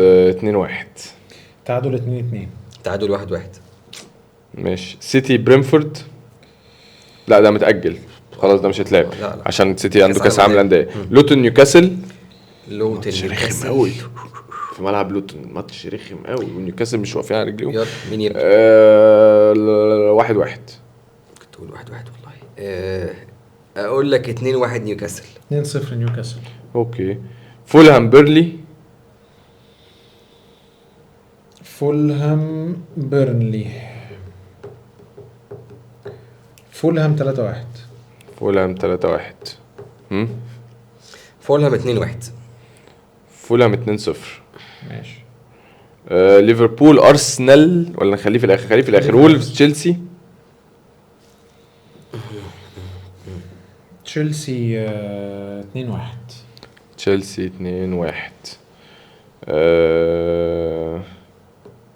نكونكو رجع لا ماتش كويس. 1-1. 2-1 وولفرهامبتون. اوكي حلو. طيب ناخد ماتش الاهلي واوراوا بما انه ماتش مهم. 2-1 اوراوا. ايه ده انت زملكاوي ولا ايه؟ لا والله بتوقع يعني على المعطيات اللي انا شايفها. ايه ده 2-1 الاهلي. ايه ده اهلاوي ولا ايه؟ لا اصل اتفرجت على حسيت اوراوا فرقه تعبانه والله يعني. اصل ما شفتش ماتش لا انا اتفرجت عليهم بس فرقه بس يعني. ممكن 2-0 كمان. 2-0 الاهلي. والله هو يبقى في اكسترا تايم. هتخليني في اكسترا تايم ولا ضربه جزاء على طول؟ انا مش عارف. لا تالت ورا اعتقد بلانتيات على طول. 2-0 الاهلي ولا لا ما انا مش فاكر بصراحه. ماتشين بتوع 1-0 الاهلي. ماتش بالميراس ده كان ايه؟ انا بقول 2-0 الاهلي. 1-0 يبقى انت 1-0 الاهلي 2-0 2-1 لاوراوا. الماتش الاخير ليفربول وارسنال.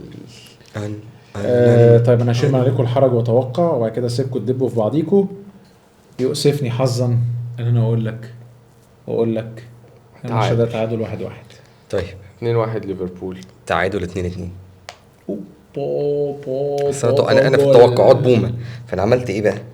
انا قلت مش هتوقع ارسنال، فاهم؟ لعبه جامده جدا عشان لو توقعت ارسنال هيكسب عمري ما التوقع بتاعي يحصل، لان بقول لك في التوقعات فاشل. فقلت خليها تعادل ان شاء الله تخسر بقى. ما انت توقعت تعادل يبقى انت مش هتتعادل يبقى تخسر ان شاء الله. طب استنى بقى 2-1 ليفربول يا باشا. خلاص كل سنه وانت طيب. لا خلاص. خلينا نشوف التوقعات هتوصل معانا لفين، وخلي كده مروان عايش ايه على مساعدات الضيوف والدنيا ماشيه عنب. ولكن هنشوف. انت الفرق بينك وبينه لسه نقطه فالدنيا انت قلت لنا 100 وكام 115 وانت ماشيه 115 وجو 126. اي 116 عشان يبقوا فرق 10 نقط. ماشي و126 الدنيا في المتناول ان شاء الله. ربنا ايه يكرمنا. بالسلامه يا عم مروه. انا ايه خلصت عليك يا عم مروه. يا رب يا رب يسمع بقك ربنا. عايز تقول حاجه تانية؟ شكرا يا باشا. عايز تقول حاجه تانية؟ حبيب قلبي والله يعني ساعدنا. طب اقول طب انا كنت عايز اقول كنت عايز تقول يعني خلاص يا حبيبي مفيش اي حاجه. لا قول والله عارف الكلمتين اللي في الاخر دول انا مبسوط ان انا معاك. اول حاجات الحاجات بتاعتنا دي. لا والله اتبسطت جدا انك كنت معاك والله. انت رجل شغلك باين يعني في اون تايم سبورت. يا عم لا ملعوب بقى الصرف باين حبيبي. فلا ان شاء الله كده دايما من نجاح لنجاح ودايما تكسر الدنيا وان شاء الله. خلاص ما تطبلش قوي. تكبر اوسع واوسع ان شاء الله. تكبر اكتر ماشي معاك انت. تكبر معاك انت. انا بشخصن الموضوع معاك حبيبي عم جود. حبيبي عم ادهم. لو اخرت الحلقه بس ما فيش غيرنا في المكتب احنا الاربعه. الشركه مش فيها غيرنا احنا الاربعه. فلو اخرت الحلقه انت اللي هتلبسها. اذا هي تحيات الجميع.